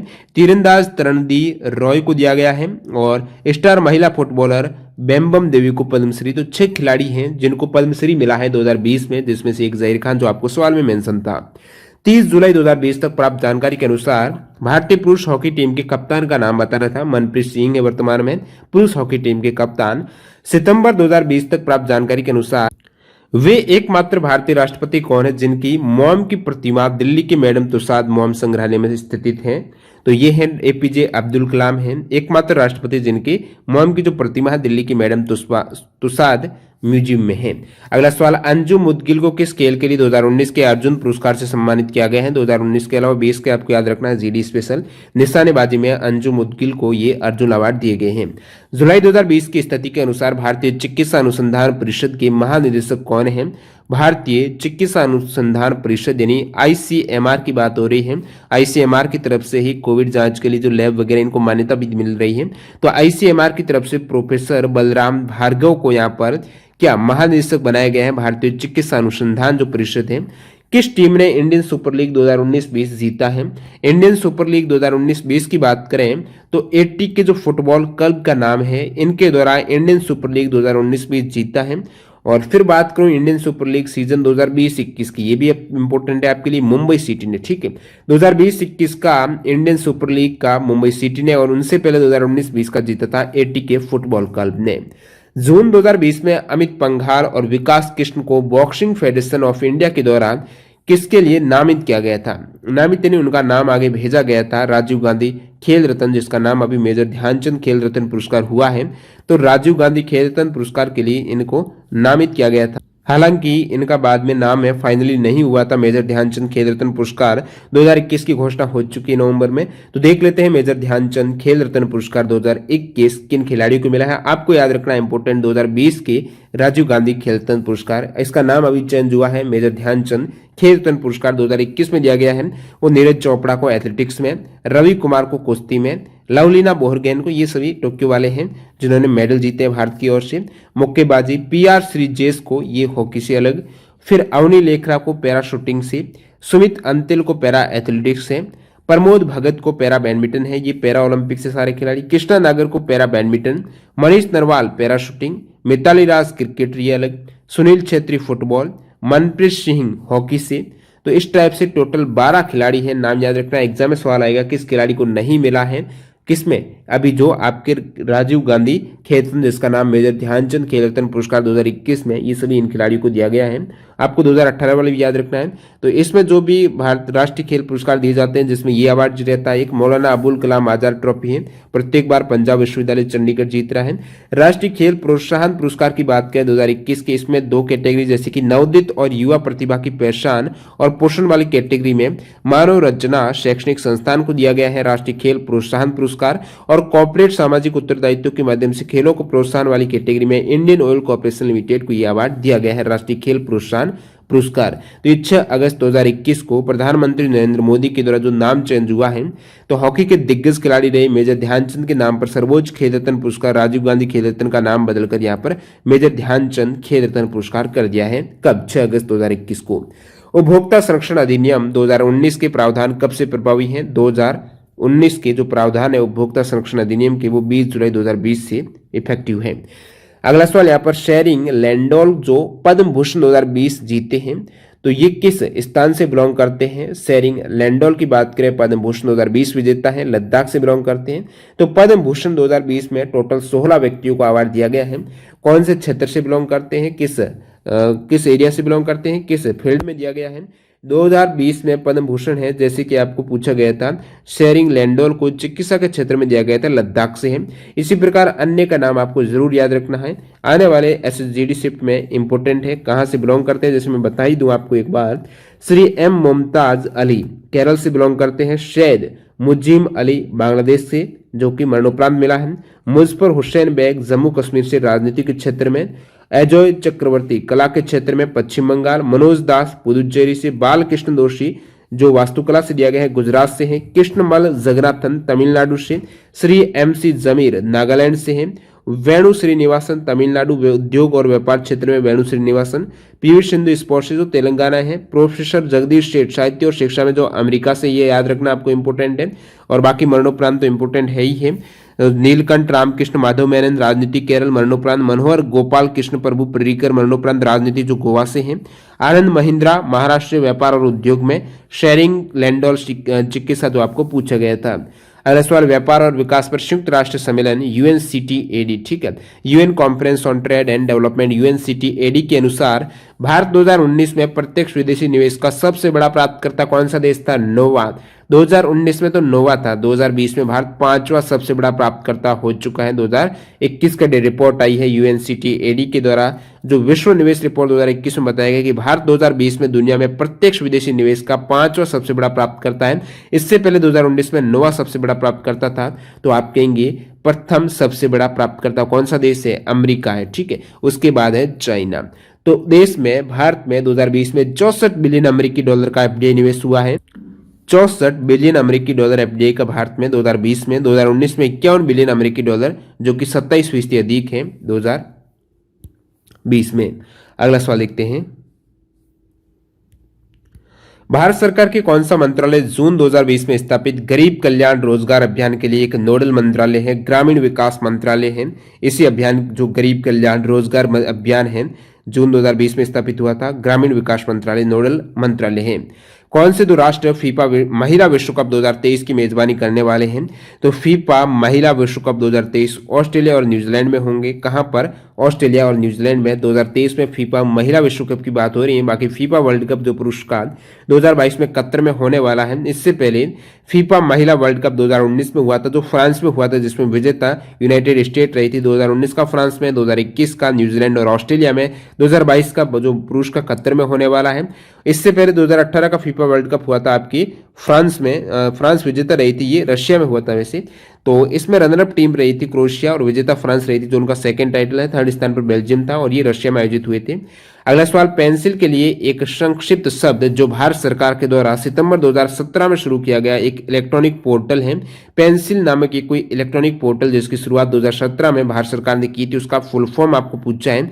पेंसिल यानी platform for effective enforcement for no child labour, ये पेंसिल की फुल फॉर्म हो जाएगी, platform for effective enforcement for no child labour. जुलाई 2020 में इंग्लैंड की टेस्ट क्रिकेट टीम के कप्तान के द्वारा किस क्रिकेटर को मिस्टर अतुल्य बताया गया था? मिस्टर अतुल्य बेन स्टोक्स को। इंग्लैंड की टेस्ट क्रिकेट टीम के कप्तान के द्वारा बेन स्टोक्स को मिस्टर अतुल्य बताया गया था।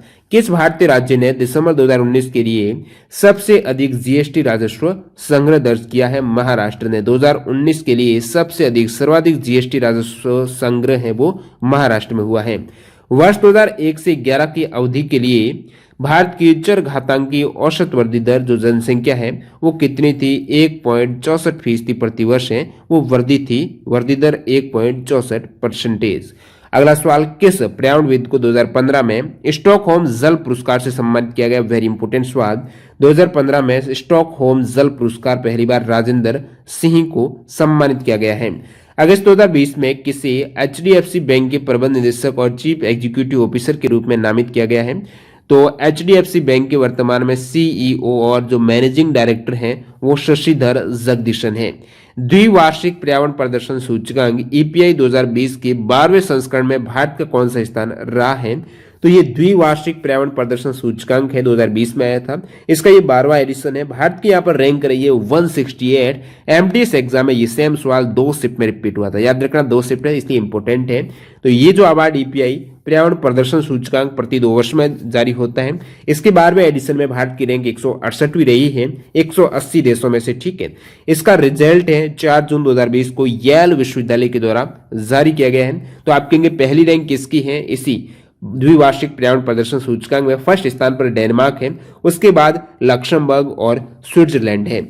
नेक्स्ट वाला देखते हैं यहाँ पर, भारत में कृषि उत्पादों के लिए मौजूदा मंडियों को एकीकृत करने के लिए बना एक Akhil Bharatiya electronic trading portal कौन सा है?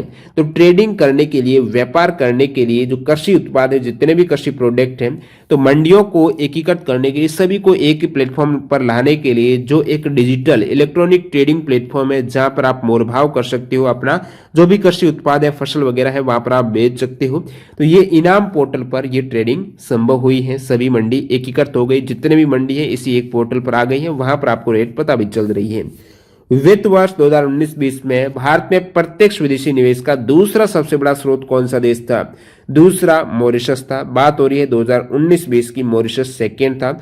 अभी 2020-21 में मॉरिशस थर्ड स्थान पर आ गया है, क्योंकि पहले स्थान पर सिंगापुर 29 थी, उसके बाद यूएसए है सेकेंड स्थान पर और मॉरिशस तीसरे स्थान पर। नेक्स्ट सवाल, के श्रीकांत जिन्हें जून 2020 में खेल रत्न पुरस्कार देने की सिफारिश की गई है, वो एक पेशेवर क्या है? बैडमिंटन खिलाड़ी हैं के श्रीकांत। नेक्स्ट सवाल, किस कंपनी ने टॉक बैक नाम का एक ब्रेल कीबोर्ड विकसित किया है? टॉक बैक नाम का ब्रेल कीबोर्ड है, गूगल के द्वारा विकसित किया गया है, ब्रेल कीबोर्ड है। और अगला सवाल यहाँ पर, केंद्रीय बजट 2020-21 के अनुसार 15 लाख से अधिक वार्षिक आय पर भारतीय व्यक्ति की जो परसेंटेज दर है जो उनको भुगतान करना पड़ेगा, इंडिविजुअली टैक्स देना पड़ेगा, वो कौन से स्लैब के अंतर्गत आते हैं? 15 लाख से अधिक आय पर 30% की टैक्स स्लैब आ जाती है। वर्तमान में जो टैक्स स्लैब है वो संशोधित हुई थी आपकी। अभी जो मैं बताऊं आपको, 2.5 लाख इनकम पर कोई भी इनकम टैक्स नहीं है, ठीक है। उसके बाद 2.5 लाख से 5 लाख पर आपको 5% का टैक्स देना पड़ता है गवर्नमेंट को। फिर 5 लाख से 7.5 लाख तक है। देखिए, आपने जो टैक्स दिया है वो 2.5 से 5 लाख तक 5% दे दिया है, इसका मतलब 12,500 है वो रुपए तो टैक्स आ ही गया, क्योंकि आप यहाँ पर कितने इनकम हो रही है? 2.5 लाख की हो रही है, इसका 5% कितना? 12,500 आपका टैक्स हो गया। साथ ही साथ एडिशनल आपके जितने भी 5 लाख से 7.5 लाख तक हैं उसमें 10% का टोटल इनकम का टैक्स रहेगा। जो भी 5 लाख से ज्यादा है और 7.5 लाख से कम रहती है उस केस में जितने भी 5 लाख से ज्यादा इनकम है उस पर 10% का और 12,500 का फिक्स यहाँ पर लग ही रहा है, यदि आपकी इनकम है 5 लाख से 7.5 लाख हो रही है। उसके बाद 7.5 लाख से 10 लाख, 7.5 लाख से 10 लाख में 37,500 ने आपने ऑलरेडी यहाँ पर टैक्स दे ही दिया है 7.5 लाख तक। उसके बाद आपकी 15% टैक्स लगने वाला है जितने भी आपने 7.5 लाख से ज्यादा इनकम की है, 10 लाख से कम की है। यदि आपका आता है 10 लाख से 12.5 लाख टैक्स में, तो 75,000 तो आप ऑलरेडी दे ही चुके हो टैक्स। साथ ही साथ जितने भी आपकी 10 लाख से अधिक इनकम है उस पर 20% का टैक्स लगने वाला है। आपको जो 15 लाख से ऊपर पूछा है तो उसमें कितना है? 30% है और ऑलरेडी आप 1,87,000 दे चुके हो। और 12.5 लाख से 15 लाख में ऑलरेडी आप 1,25 दे चुके हो और जितने भी 12.5 लाख से ज्यादा उस पर 25% का एडिशनल टैक्स यहाँ पर लगने वाला है, जो कि 12.5 लाख से ज्यादा और 15 लाख से ज्यादा पर 30% का। तो ये वर्तमान का टैक्स स्लैब है। किस राज्य ने हरिता हरम के नाम से एक वृक्षारोपण कार्यक्रम लागू किया है? तेलंगाना में हरिता हरम नाम से वृक्षारोपण कार्यक्रम, तेलंगाना का ये कार्यक्रम है जो कि व्यापक वृक्षारोपण कार्यक्रम है, जिसके तहत राज्य में वृक्षों के क्षेत्र में 24% से बढ़कर 33% करने का लक्ष्य निर्धारित किया गया है। इस कार्यक्रम का शुभारंभ 3 जुलाई 2015 को तेलंगाना के तत्कालीन मुख्यमंत्री के द्वारा किया गया था। अगला सवाल देखते हैं यहाँ पर, अप्रैल 2020 में एरोबियोसिस इनोवेशन ने एक वेंटिलेटर के विकास की घोषणा की जिसे जीवन लाइट का नाम दिया गया है। तो रिक्त स्थान था, किसका विकास? जीवन लाइट नाम दिया गया है, वेंटिलेटर का नाम दिया गया है। तो ये भारतीय प्रौद्योगिकी संस्थान आपको पूछ ले, जो जीवन लाइट नामक वेंटिलेटर है इसको विकसित किया है एरोबियोस इनोवेशन ने, वो कहां से हुआ है? तो भारतीय प्रौद्योगिकी संस्थान आईआईटी हैदराबाद के एक इंक्यूबेंट स्टार्टअप एरोबियस इनोवेशन ने जीवन लाइट नामक किफायती और आपातकालीन उपयोग वेंटिलेटर विकसित किया है। ये portable device internet of things पर आधारित है, इसे मोबाइल एप्लीकेशन के माध्यम से भी संचालित किया जा सकता है। वेंटिलेटर जिसका नाम जीवन लाइट है, आईआईटी हैदराबाद की एरोबियस इनोवेशन ने ये लॉन्च किया है या फिर विकसित किया है। इसने मई 2020 में इराक के नए पीएम के रूप में पदभार ग्रहण किया है। इराक के नए पीएम मुस्तफा अल कादिमी बने हैं। Real time gross settlement RTGS में न्यूनतम राशि प्रेषित की जा सकती है, 2 लाख रुपए से कम आप आरटीजीएस के जरिए नहीं सेंड कर सकते हो। All England open badminton championship 2020 में पुरुष एकल का खिताब किसने जीता है? पुरुष एकल का खिताब all England open badminton championship में विक्टर एक्सेलसेन ने जीता है। वुमेन सिंगल का दोस्तों जीता है, उसका नाम है ताई तजू यिंग। ठीक है, ये चाइनीज तापेई ताई तजू यिंग ने वुमेन सिंगल का अवार्ड जीता है all India open badminton championship 2020 में। 2021 में भी all India open badminton championship हो चुकी है जिसमें मेन सिंगल का लीजी जिया ने जीता मलेशिया से और वुमेन सिंगल का नाओमी नोजामी ओकुहारा ने जीता है, नेपाल से हैं, वुमेन सिंगल का ऑल इंडिया ओपन टूर्नामेंट में। बाकी आपको ग्रैंड स्लैम के याद रखने ही है 2020 के, US open, Australia open, Wimbledon open, French open, इसके महिला एकल और पुरुष एकल, साथ ही साथ आपको उपविजेता भी याद रखना, क्योंकि प्रीवियस एसएससी एग्जाम में आए हुए इस टाइप से सवाल है, वो भी मैं आपको बताने वाला हूँ। बाकी आप सर्च कर लेना grand slam 2020-21 top trending GK search करके, आपको यूट्यूब पर मिल जाएगा और फ्री टेलीग्राम पर भी पीडीएफ अवेलेबल है। सवाल नंबर 51 ये है, 2019-20 में विश्व बैंक के द्वारा कराए गए एक सर्वेक्षण के अनुसार नई सर्जित फर्मों की श्रेणी में भारत का वैश्विक स्थान कौन सा है? तीसरा। ठीक है, नई सर्जित जो भी फर्म है उसकी कैटेगरी में 2019-20 में भारत की रैंक थी वैश्विक स्थान पर तीसरे स्थान। किस भारतीय टेबल टेनिस खिलाड़ी ने ITTF challenger plus Oman open 2020 जीता है? शरत कमल ने। किन्होंने? शरत कमल ने ओमान ओपन 2020 जीता है। ITFF चैलेंजर प्लस जो है भारतीय टेबल टेनिस खिलाड़ी हैं शरत कमल। पद्मश्री 2020 पुरस्कार प्राप्तकर्ता सरिता जोशी को किस क्षेत्र में उसके योगदान के लिए पुरस्कार प्रदान किया गया है? कला के क्षेत्र में सरिता जोशी को यहाँ पर पद्मश्री अवार्ड 2020 दिया गया था। किसे मार्च 2020 में वित्त सचिव के रूप में नियुक्त किया गया है? अजय भूषण पांडे हैं, मार्च 2020 में वित्त सचिव नियुक्त हुए थे, लेकिन बाद में अभी वर्तमान में 29 अप्रैल 2021 से जो वित्त सचिव नियुक्त हुए हैं वो दोस्तों उनका नाम है टीवी सोमनाथन है, 2021 में वित्त सचिव नियुक्त हुए हैं। तो यहाँ पर पहले आपको मार्च 2020 के डाटा के अकॉर्डिंग वित्त सचिव बताना था अजय भूषण पांडे, वर्तमान में टीवी सोमनाथन। कोयला भंडार के मामले में अप्रैल 2020 की स्थिति के अनुसार दुनिया में भारत का स्थान 5वां है। कोयला रिजर्व भंडार के मामले में भारत 5वें स्थान पर है दुनिया में, और कोयले के सबसे बड़ा उपभोक्ता और आयातक है, जहां पर आयात भी कोयले का चीन में हो रहा है और उपभोक्ता यूज भी चाइना कर रहा है। चीन दुनिया की लगभग आधे कोयले का क्या है? खनन भी करता है। और भंडार की बात करें, दुनिया में सबसे बड़ा कोयले का भंडार अमेरिका के पास है, इसके बाद रूस, चीन, ऑस्ट्रेलिया और 5वें स्थान पर है इंडिया। नेक्स्ट सवाल, किस भारतीय शहर को नवंबर 2017 में संगीत में उसके योगदान के लिए यूनेस्को के सृजनात्मक शहर नेटवर्क में शामिल किया गया है? तो 2017 में सृजनात्मक नेटवर्क शहर के रूप में यूनेस्को ने शामिल किया था चेन्नई को। मैं आपको पूरा बता देता हूं, टोटल जो भारतीय शहर 6 शहर शामिल हैं ये जो UCCNN नेटवर्क है। तो इसमें कौन से, जैसे 2017 को आपको पूछा तो वो चेन्नई को किया गया था संगीत का रचनात्मक शहर है। इससे पहले आपके 2015 में वाराणसी को संगीत का रचनात्मक शहर और जयपुर को शिल्प और लोक कला हेतु 2015 में शामिल किया गया है। तो 15 में जयपुर और वाराणसी हुए हैं। चेन्नई हुआ 2017 में संगीत का रचनात्मक शहर, हैदराबाद हुआ है गैस्ट्रोनॉमी में 2019 में, मुंबई हुआ फिल्म में 2019 में, और श्रीनगर 2021 में शिल्प और लोक कला में। तो ये आपकी 6 सिटी हो जाएगी जो कि यूनेस्को की जो सृजनात्मक शहर नेटवर्क है उसमें शामिल हुए हैं। 2017 में पूछा था तो आपको चेन्नई करना था। अभी लेटेस्ट है वो कौन सा हुआ है? तो लेटेस्ट हुआ है श्रीनगर सिटी 2021 में हुआ है। और इसकी शुरुआत है जो यूनेस्को का रचनात्मक शहरों का नेटवर्क है UCCN है, 2004 में प्रारंभ की गई थी, शुरुआत है। अगला सवाल यहाँ पर ये है, किसे अक्टूबर 2019 में लद्दाख के पहले उपराज्यपाल के रूप में नियुक्त किया गया है? लद्दाख और जम्मू कश्मीर जब यूटी बने हैं उस केस में जो लद्दाख के पहले उपराज्यपाल बने थे अक्टूबर 2019 में वो राधा कृष्ण माथुर थे। जम्मू कश्मीर के प्रथम उपराज्यपाल की बात करें तो गिरीश चंद्र मुर्मू बने हैं। वर्तमान में मनोज सिन्हा जम्मू कश्मीर के उपराज्यपाल हैं। कौन सा राज्य 2016 में भारत में पूरी तरह से जैविक खेती वाला पहला राज्य बना है? अभी यूपीएससी एग्जाम में भी आया था, पूर्णतः जैविक खेती वाला प्रथम राज्य 2016 में सिक्किम बना था। प्रधानमंत्री वय वंदना योजना के तहत प्रति वरिष्ठ नागरिक निवेश की अधिकतम राशि कितनी है? 15 लाख रुपए। तो दोस्तों योजना की बात करें 2014 से बाद की 2021 तक जितनी भी योजनाएं हैं, इंपोर्टेंट योजनाओं का अलग से वीडियो बनाया हुआ है जहां से एग्जाम में सवाल आ रहे हैं, जिसमें ये भी शामिल थे। वो वीडियो आप जरूर चेक करना, सर्च करना इंपोर्टेंट स्कीम्स 2014 टू 2021 और उसमें टॉप ट्रेनिंग जीके आगे लगा लेना। तो वहां से आपके टेलीग्राम पर भी अवेलेबल पीडीएफ सर्च कर सकते हो।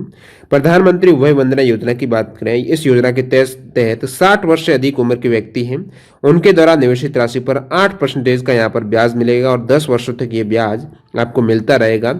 जितने भी आपने इन्वेस्टमेंट किए उसके अकॉर्डिंग आपको मिलने वाला है।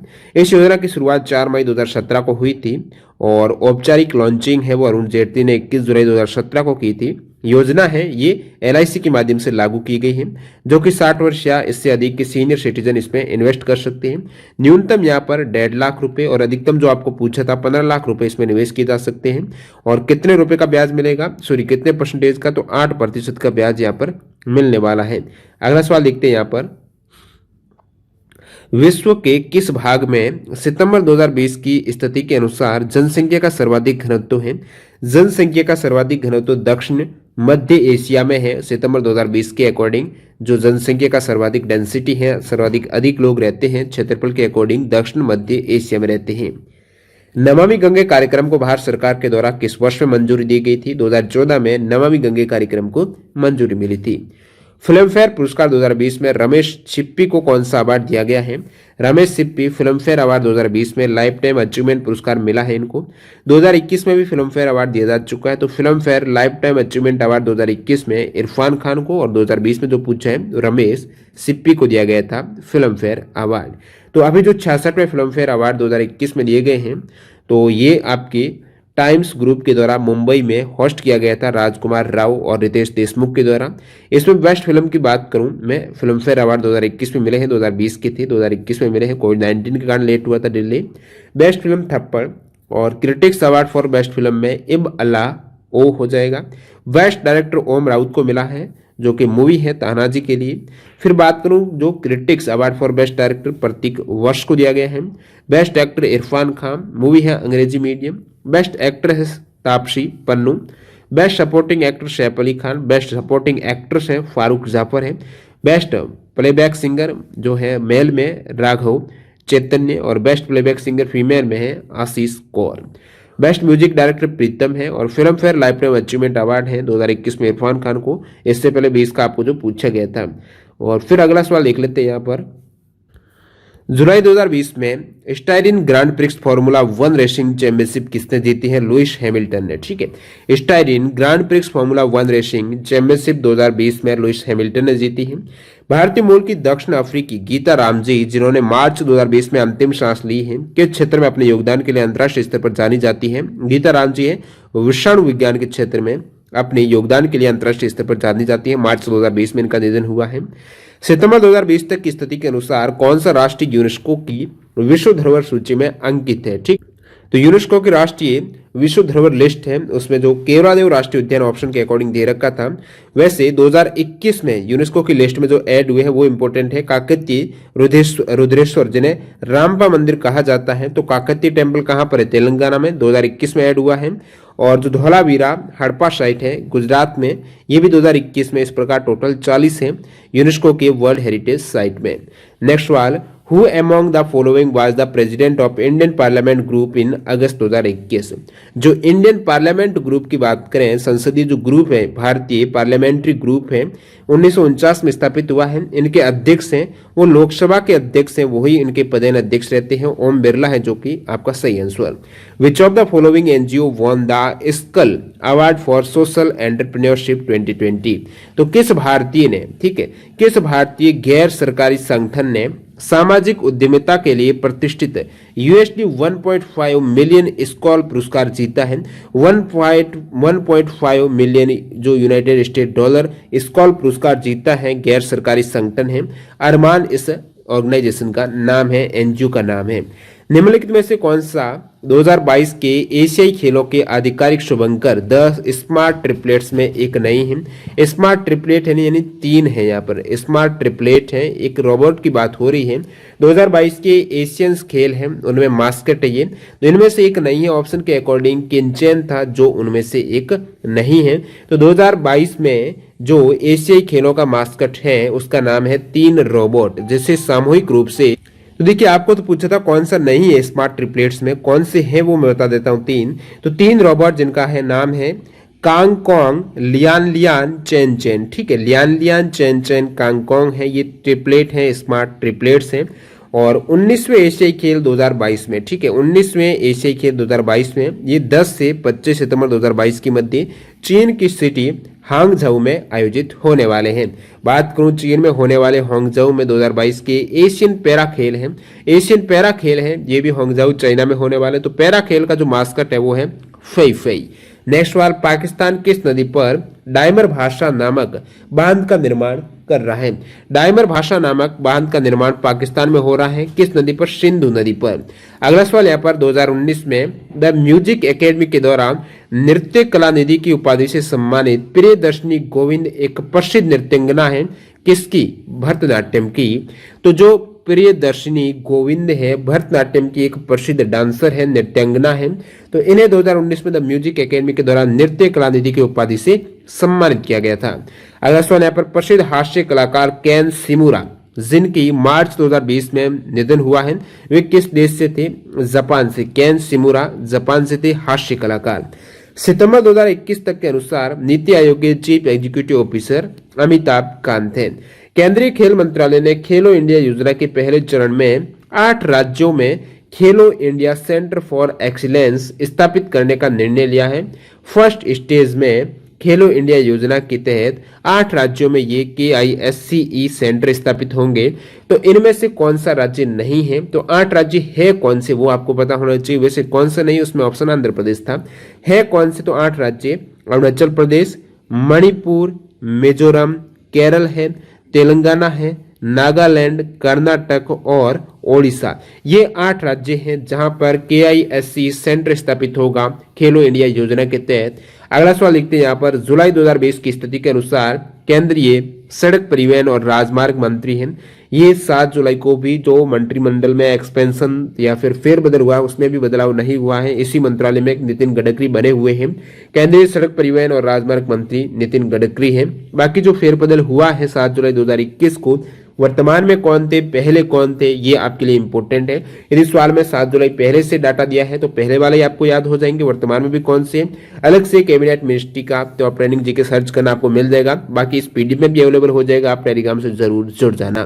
तो यहाँ पर बात करूं मंत्रालय, आप देख लेना ब्रीफली। नरेंद्र मोदी हैं, उनके पास ये एटॉमिक वगैरह, department of space, policy issue, public grievance and pension, ministry of personal है, ये मोदी जी के पास में पहले भी थे। पहले राजनाथ सिंह है, वो रक्षा मंत्रालय इनके पास था, अभी भी है। अमित शाह पहले गृह मंत्री है, अभी भी है। नया मंत्रालय ऐड हुआ सहकारिता, तो सहकारिता मंत्री भी अमित शाह बने, याद रखना है। निर्मला सीतारमन कॉर्पोरेट अफेयर्स जो आपको पूछा था, इससे ऊपर वित्त मंत्री, दोनों ही मंत्रालय निर्मला सीतारमन के पास है। नितिन गडकरी है, सड़क राजमार्ग और परिवहन है पहले। इसके अलावा ये MSME सूक्ष्म लघु और मध्यम उद्योग मंत्री भी थे। वर्तमान में MSME मंत्रालय है वो नारायण राणे के पास में है। और ट्रिक सही देख लेना, यूट्यूब पर आपको ट्रिक मिलने वाली है, कैसे याद रखना है। सूक्ष्म लघु और मध्यम जो मंत्री बने हैं नारायण राणे बने हैं। रेलवे मंत्री हैं अश्विनी वैष्णव बने हैं, और पहले पीयूष गोयल थे रेलवे मंत्री। और इसके अलावा communication, electronics and information technology मंत्रालय भी अश्विनी वैष्णव के पास आया है। नरेंद्र सिंह तोमर किसान और कृषि वाले मंत्रालय इन्हीं के पास है, पहले भी थे। और गिरिराज सिंह ग्रामीण विकास और पंचायती राज मंत्री हैं पहले, इसके साथ मत्स्य पालन था, पशुपालन था। पुरुषोत्तम रूपाला बने हैं पशुपालन मंत्रालय और दुग्ध उत्पादन। और सुब्रमण्यम जयशंकर विदेशी मंत्री हैं, और कोई बदलाव नहीं हुआ है। S जयशंकर पहले भी विदेश मंत्री थे। अर्जुन मुंडा जनजातीय कार्य मंत्री, स्मृति ईरानी महिला एवं बाल विकास मंत्री। Piyush Goyal commerce and industry है, पहले जो रेलवे मंत्रालय था, अभी कॉमर्स इंडस्ट्री के साथ साथ टेक्सटाइल कपड़ा मंत्रालय भी Piyush Goyal. Consumer affairs, food and public distribution भी पीयूष गोयल। धर्मेंद्र प्रधान वर्तमान में शिक्षा मंत्री, साथ ही साथ स्किल डेवलपमेंट एंड एंटरप्रेन्योरशिप, पहले धर्मेंद्र प्रधान के पास पेट्रोलियम और प्राकृतिक गैस मंत्रालय था। प्रहलाद जोशी है संसदीय और कोयला खनन मंत्री है, पहले भी यही थे, बदलाव नहीं हुआ है। वर्तमान में खेल मंत्री बने हैं अनुराग ठाकुर। इसके साथ साथ इन्फॉर्मेशन एंड ब्रॉडकास्टिंग, और जो ब्रॉडकास्टिंग कहाँ पर, स्पोर्ट की ब्रॉडकास्टिंग है, तो यहाँ से हो जाएगा अनुराग ठाकुर भी खेल मंत्री है। पहले किरण रिजिजू थे खेल मंत्री, जो कि अभी अनुराग ठाकुर है, खेल मंत्रालय इनके पास में है। सर्वानंद सोनोवाल हैं, और ये आपके बने हैं पोर्ट शिपिंग एंड वाटरेज, पहले भी थे। आयुष मंत्रालय भी सर्वानंद सोनोवाल के पास में। मुख्तार अब्बास नकवी अल्पसंख्यक, पहले भी थे। वीरेंद्र कुमार सामाजिक न्याय एवं अधिकारिता मंत्री, नए मंत्री बने हैं, पहले ये थावरचंद गहलोत के पास था मंत्रालय। ज्योतिरादित्य सिंधिया सिविल एविएशन मंत्रालय, नए मंत्री बने हैं। रामचंद्र प्रसाद स्टील मंत्रालय है, पहले धर्मेंद्र प्रधान के पास था ये मंत्रालय। पशुपति कुमार पारसे खाद्य प्रसंस्करण उद्योग मंत्री हैं, नए मंत्री बने हैं, पहले ये हरसिमरत कौर के पास ये मंत्रालय था। गजेंद्र सिंह शेखावत स्वयं रहे हैं जल शक्ति मंत्रालय। किरण रिजिजू वर्तमान में कानून एवं न्याय मंत्री हैं, पहले स्पोर्ट खेल मंत्रालय इनके पास था। और रविशंकर प्रसाद थे पहले ये मंत्रालय कानून न्याय, अभी किरण रिजिजू है कानून और न्याय मंत्री। Rajkumar Rao power and new and renewable ministry इनके पास है, पहले भी। Hardeep Singh Puri petroleum and natural gas. Mansukh Mandaviya, याद रखना है, चिकित्सा जो मंत्रालय हेल्थ मिनिस्ट्री है वो मनसुख मंडाविया के पास में है। पहले ये जहाज रानी और रसायन उर्वरक मंत्रालय था। भूपेंद्र यादव है इनके पास पर्यावरण मंत्रालय है। लेबर एंड एम्प्लॉयमेंट मंत्रालय भी नए मंत्री बने हैं। पहले पर्यावरण मंत्रालय बाबुल सुप्रियो के पास में था। महेंद्र नाथ पांडे हेवी मिनिस्ट्री, पहले अरविंद गणपत के पास। किशन जी रेड्डी है तो जी किशन रेड्डी है, ये संस्कृति मंत्रालय इनके पास है, पहले प्रहलाद सिंह पटेल के पास था। इस टाइप से यहाँ पर 30 कैबिनेट आप देखिए। कौन 2019 में भौतिकी में नोबेल पुरस्कार का सह प्राप्तकर्ता नहीं था? भौतिकी में 3 वैज्ञानिकों को 2019 में नोबेल प्राइज मिला है, जिनमें से अकीरा योशिनो नहीं थे। अकीरा योशिनो को रसायन का मिला था 2019 में। 2019 के नोबेल प्राइज में भौतिकी का मिला था मिशेल मेयर, डिडियर काउलोज और जेम्स पीबल्स को। 2019 में रसायन का मिला था, जिसमें योशिनो थे ये अकीरा योशिनो, स्टैनली बिहिंटिंगम और जॉन बी गोडिनेप को मिला था लिथियम आयन बैटरी बनाने के लिए। 2019 में रसायन के बाद चिकित्सा का मिला है William Kaelin, Gregg Semenza, Peter Ratcliffe को। आपके लिए 2021 के नोबेल प्राइज इंपोर्टेंट है, 2020 के इंपोर्टेंट है। 2021 के नोबेल प्राइज में साहित्य का दिया गया है अब्दुल रजाक गुरना को। इसकी अलग से ट्रिक बनाई हुई है, अलग से वीडियो वो भी देख लेना। और ट्रिक क्या है, साहित्य क्या लार्ज होता है तो लार्ज यानी LARGE, ठीक है। एल का मतलब लिटरेचर का, ए यानी अब्दुल, आर यानी रजाक, जी यानी गुरना को दिया गया है साहित्य का। फिर चिकित्सा का दिया गया है वो दोस्तों ये डेविड जूलियस और अर्देम पट्टा पाउटियन को दिया गया है। तो जूलॉजी है और किसमें पढ़ते हैं आप? चिकित्सा में ही पढ़ते हो ना, चिकित्सा में जूलॉजी पढ़ा हरदम पढ़ाते हैं, हरदम हमेशा पढ़ाते हैं। जूलॉजी एंड डेविड जूलियस को और हरदम पढ़ाते हैं। पट्टा पाउटियन को दिया गया है। 2 वैज्ञानिक जिनको चिकित्सा का मिला है। किस हेतु दिया गया ये भी साथ साथ याद रखना है। शांति का दिया गया है मारिया रस्सा और दिमित्री मुरातोव, मरने के बाद ओम शांति शांति, तो ये मारिया और दिमित्री मुरातोव। और भौतिक विज्ञान का फिजिक्स का है शुक्ला जी, फिजिक्स अच्छी पढ़ाते हैं, ये वाली टेक है। शुक्ला जी यानी शुक्रो मानेबो, कला यानी क्लॉस हेसलमैन अच्छी पढ़ाते हैं। शुक्ला जी यानी जियोर्जियो पेरिस, इन तीनों को मिला है भौतिकी का नोबेल। और इसमें भी इन्होंने शेयरिंग की है। 1/2 प्राइज तो इन दोनों को दिया गया है। और फिर यहाँ पर 1/2 है जियोर्जियो पेरिस को दिया गया है। अलग अलग क्षेत्र में इनकी खोज है। और फिर यहाँ पर बात करें रसायन विज्ञान का, तो केमिकल मिक्स करते हो ना आप, मैकमिलन। केमिकल यानी रसायन विज्ञान का केमिकल जो आप लिस्ट रहती है केमिकल की, तो बेंजामिन लिस्ट और डेविड मैकमिलन थे रसायन विज्ञान के विजेता। अर्थशास्त्र का डेविड कार्ड, जोशुआ एंक्रिप्ट और गुड एनिप्स। तो गुड्स वगैरह है वो अर्थशास्त्र में भी है, जिसमें आप इंक्रिप्शन डाटा वगैरह देखते हो, बहुत सारे डाटा रहता है, कार्ड में लिखते हो, ये सभी ट्रिक के साथ आपने कवर किया है उससे ऊपर। अर्थशास्त्र का ये अवार्ड दिया गया है इन तीनों को। नेक्स्ट देखते हैं 49वें दादा साहेब फाल्के पुरस्कार से प्राप्तकर्ता कौन है? 49वें दादा साहेब फाल्के पुरस्कार, ठीक है। दादा साहेब फाल्के पुरस्कार 49वें विनोद खन्ना को दिया गया था। फर्स्ट दादा साहेब फाल्के देविका रानी को, 50वां अमिताभ बच्चन को और 2021 में जो दिया गया है रजनीकांत को 51वां।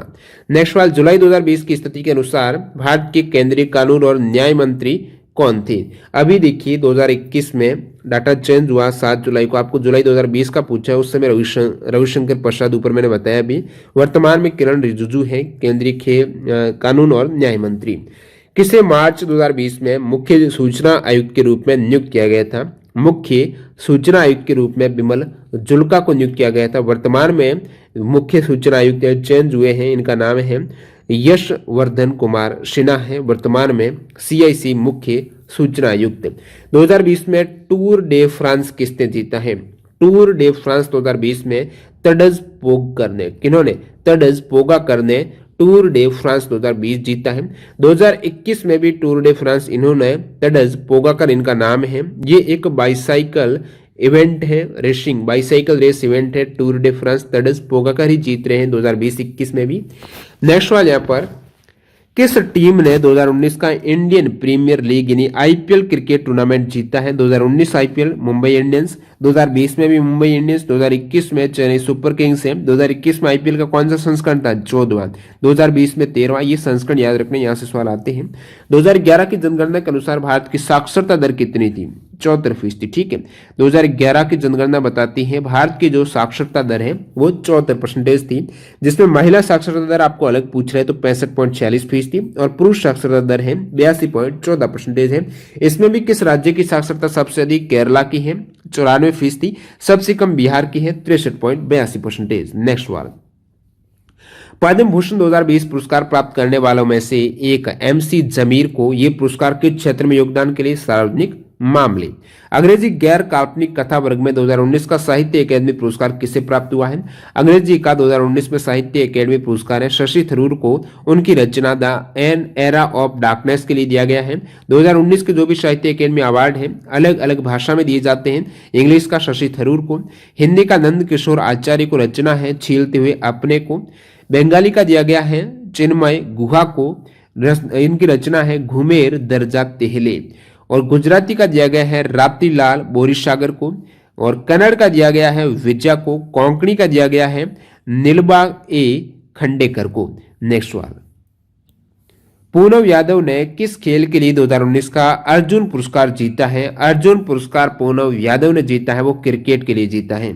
अगला सवाल, 22 जुलाई 2020 को मुंबई कस्टम के उपायुक्त को वर्ष 2020 से 23 की अवधि के लिए BRICS Chamber of Commerce and Industry के युवा नेताओं के लिए संचालन समिति का मानद सलाहकार नियुक्त किया गया है।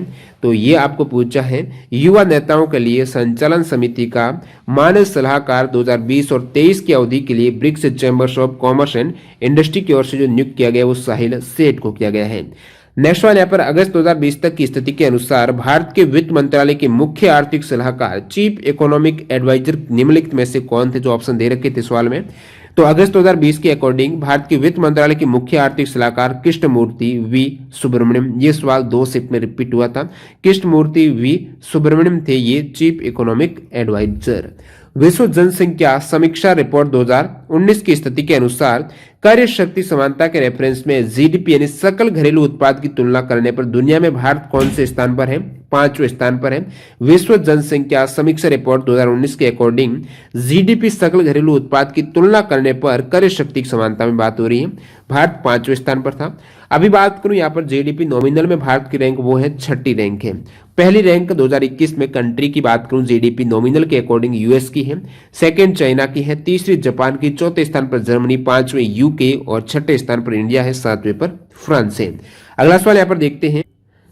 नेक्स्ट क्वेश्चन, किसे जनवरी 2020 में शेवेलियर डंस लोर्रे देश आर्ट्स एट देश लेटर्स यानी night of the order of arts and letters के फ्रांसीसी सम्मान से सम्मानित किया गया है? 2020 में जनवरी में ये जो फ्रांसीसी अवार्ड है संजना कपूर को दिया गया था, night of the order of arts and letters वाला। अगला सवाल, खेलो इंडिया यूथ गेम्स 2021 जिसका आयोजन 21 में होना था, अभी 2022 में कुरुक्षेत्र हरियाणा में होगा। इस गेम्स का आयोजन फरवरी 2022 में होगा। आर्थिक मामलों की मंत्रिमंडलीय समिति ने खरीद मौसम 2020-21 के लिए कपास रेशा, कपास में भी 2 किस्में, कपास रेशा का एमएसपी बढ़कर कितने रुपए प्रति क्विंटल कर दिया है? 2020-21 और 21-22 के एमएसपी में आपको बताने वाला हूं। सारी कमोडिटी सारी फसलों के लिए एमएसपी 23 कितनी 23 कमोडिटी या फिर फसलों पर लागू होता है। गन्ना पर कौन सा लागू होता है मूल्य? वो दोस्तों एफआरपी रहता है। तो आपको यहाँ पर पता होना चाहिए कपास रेशा है उसकी एमएसपी में कितने परसेंटेज या फिर कितने क्विंटल रुपए प्रति क्विंटल कर दिया है। अभी 5,825 रुपए प्रति क्विंटल हो चुका है कपास रेशा। वर्तमान 21-22 की जो एमएसपी है, साथ ही साथ 20-21 की भी देखने वाले हैं कितने की वृद्धि हुई है, इस प्रकार भी एग्जाम में सवाल आता है। तो तुलनात्मक रूप से आप देख सकते हो। चावल जो धान है जिसे पेडी बोला जाता है धान को, तो एमएसपी है 2020-21 की जो चावल की वो 1,868 रुपए प्रति क्विंटल है। मिनिमम सपोर्ट प्राइस यानी कम से कम इतनी प्राइस में तो किसान उसको बेचने ही वाले हैं। चावल की एमएसपी 2020-21 में 1,868 रुपये, 2021-22 में 1,940 रुपये यानी 72 रुपये की वृद्धि यहाँ पर हुई है। तो लागत मूल्य के अकॉर्डिंग यहाँ पर वृद्धि की जाती है, जितनी लागत बढ़ेगी एमएसपी भी बढ़ानी पड़ती है। धान ग्रेड ए कैटेगरी में ये कॉमन वाला था 1,888 रुपये है, वर्तमान में 1,960 रुपये, 72 की वृद्धि। ज्वार हाइब्रिड में 2,620 रुपये थे 2020-21 में, और अभी 2021-22 में ज्वार है ये 2,738 यानी 118 रुपये की आपकी वृद्धि देखने को मिल रही है। मालदंडी के अलग है। बाजरा 2150 रुपये, अभी 2250 यानी 100 रुपये बढ़े हैं। रागी जो 2020 में थी 3295, 21 में 3377 यानी 82 रुपये वृद्धि देखने को मिल रही है। मक्का में यहाँ पर 1850 से 1870 20 रुपये की वृद्धि। तुर अरहर, ठीक है, तुर है जो दाल है, अरहर है 6,000 से 6,300 ये 300 की वृद्धि। मूंग में 7,196 से 7,275 यानी 79 रुपये की वृद्धि। उड़द 6,000 से 6300 300 की। अरहर और उड़द है दोनों ही 6,000 से 6300 हुई है। ग्राउंड नट जो मूंगफली है ये इंपॉर्टेंट है, एग्जाम आता है मूंगफली से। 5275 था पहले, अभी 5550 हो चुका है, 275 की वृद्धि। सूरजमुखी भी इंपॉर्टेंट है, 5885 से 6015 130 की वृद्धि। सोयाबीन 3380 से 3950। तिल के हैं 6855 से 7307 रुपये। नाइजर सीड है, और कॉटन जो आपको पूछा गया था उसमें रेशा वाला था, जो ये वाला 5825 थे पहले, अभी 6025 हो गए हैं। कॉटन जो मीडियम स्टेपल वाला रहता है कपास 5555, 5515 से ये 5726 रुपये हुए हैं 2021 में। अगला सवाल, बाकी यहाँ पर ऊपर थी खरीफ की फसलें, रबी की फसलों के लिए भी एमएसपी अलग है। तो रबी की 2020-21, 21-22 की आप देख सकते हो। गेहूं की 1975 से 1975, 25 से 75 यानी 50 की वृद्धि हुई है। जो कि 1525 से 1675 की वृद्धि। चना है 4875 से 5100 रुपये 225। मसूर 4800 से 5100 300, तो जो भी दालें हैं 300 की वृद्धि हुई है। रैपसीड और सरसों 4425 से 4650। कुसुम है 5215 से 5327। और जो उचित और लाभकारी मूल्य रहता है किसका, गन्ने का, तो उसमें 10 रुपये बढ़े हैं, 285 रुपये क्विंटल हो गए हैं 2020-21 में। वर्ष 2020-21 के लिए कच्चे पटसन का एमएसपी है वो 4225 रुपये प्रति क्विंटल है। कोपरा का एमएसपी 2020 में 9960 रुपये प्रति क्विंटल, 2021 में 10,335 हो गए हैं। अगला सवाल देखते हैं यहाँ पर, किस बैंक ने बांग्लादेश में 718 मेगावाट शिफ्ट चक्र गैस संचालित बिजली संयंत्र के निर्माण और परिचालन के लिए रिलायंस बांग्लादेशी एलएनजी और पावर प्लांट के साथ $200 मिलियन के वित्तीय समझौता पर हस्ताक्षर किए हैं? तो ये एशियाई विकास बैंक ने ये एमओयू किया है।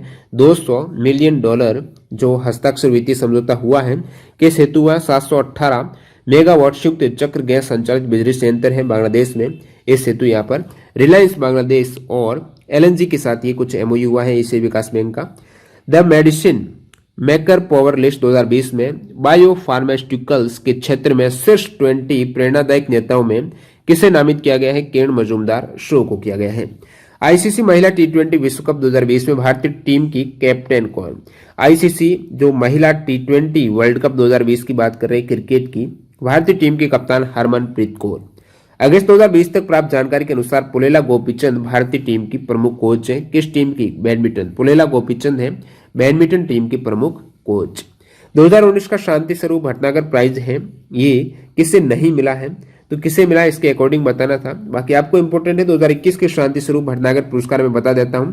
टोटल 11 जो अलग अलग विषय है। जैविक विज्ञान श्रेणी में डॉक्टर अमित सिंह और डॉक्टर अरुण कुमार शुक्ला को दिया गया है शांति स्वरूप भटनागर प्राइज 2021। रसायन विज्ञान की श्रेणी में डॉक्टर कनिष्क विश्वास को और डॉक्टर टी गोविंदराजू को। पृथ्वी वायुमंडल महासागर गृह विज्ञान कैटेगरी में डॉक्टर विनय कुमार शेकिया को दिया गया है। इंजीनियरिंग विज्ञान श्रेणी में डॉक्टर देवदीप मुखोपाध्याय को दिया गया है। गणितीय विज्ञान श्रेणी में डॉक्टर अनिश घोष और डॉक्टर साकेत सौरभ को दिया गया है। चिकित्सकीय विज्ञान में डॉक्टर जीवन पनियमकल और डॉक्टर रोहित श्रीवास्तव को, भौतिक विज्ञान का डॉक्टर कनक शाह को दिया गया है। यह आपकी Shanti Swarup Bhatnagar prize 2021। Next one, Britain सरकार के डाटा के अकॉर्डिंग भारत 2019-20 के दौरान ब्रिटेन में प्रत्यक्ष विदेशी निवेश का सबसे बड़ा कौन सा देश था? दूसरा। तो भारत ने एफडीआई फॉरेन डायरेक्ट इन्वेस्ट किया है ब्रिटेन में दूसरा सबसे बड़ा, क्योंकि ब्रिटेन में भारत निवेश करने वाले देशों में अमेरिका के बाद दूसरे स्थान पर है। तो पहले स्थान पर कौन सा? अमेरिका, फिर सेकंड स्थान पर भारत ने निवेश किया है ब्रिटेन में। 31 जुलाई 2020 तक प्राप्त जानकारी के अनुसार योजना मंत्रालय के राज्य मंत्री कौन थे वर्तमान में भी और उस समय जब सवाल आया था? योजना जो मंत्रालय हैं उनके राज्य मंत्री स्वतंत्र प्रभार राव इंद्रजीत सिंह हैं। अगला सवाल देखते हैं, जुलाई 2020 में केंद्रीय सूक्ष्म लघु और मध्यम उद्यम मंत्रालय ने उद्योगों के वर्गीकरण और पंजीकरण की प्रक्रिया को सुविधाजनक बनाने के लिए एक पंजीकरण पोर्टल की शुरुआत की है। इस पोर्टल का नाम है उद्यम पंजीकरण पोर्टल।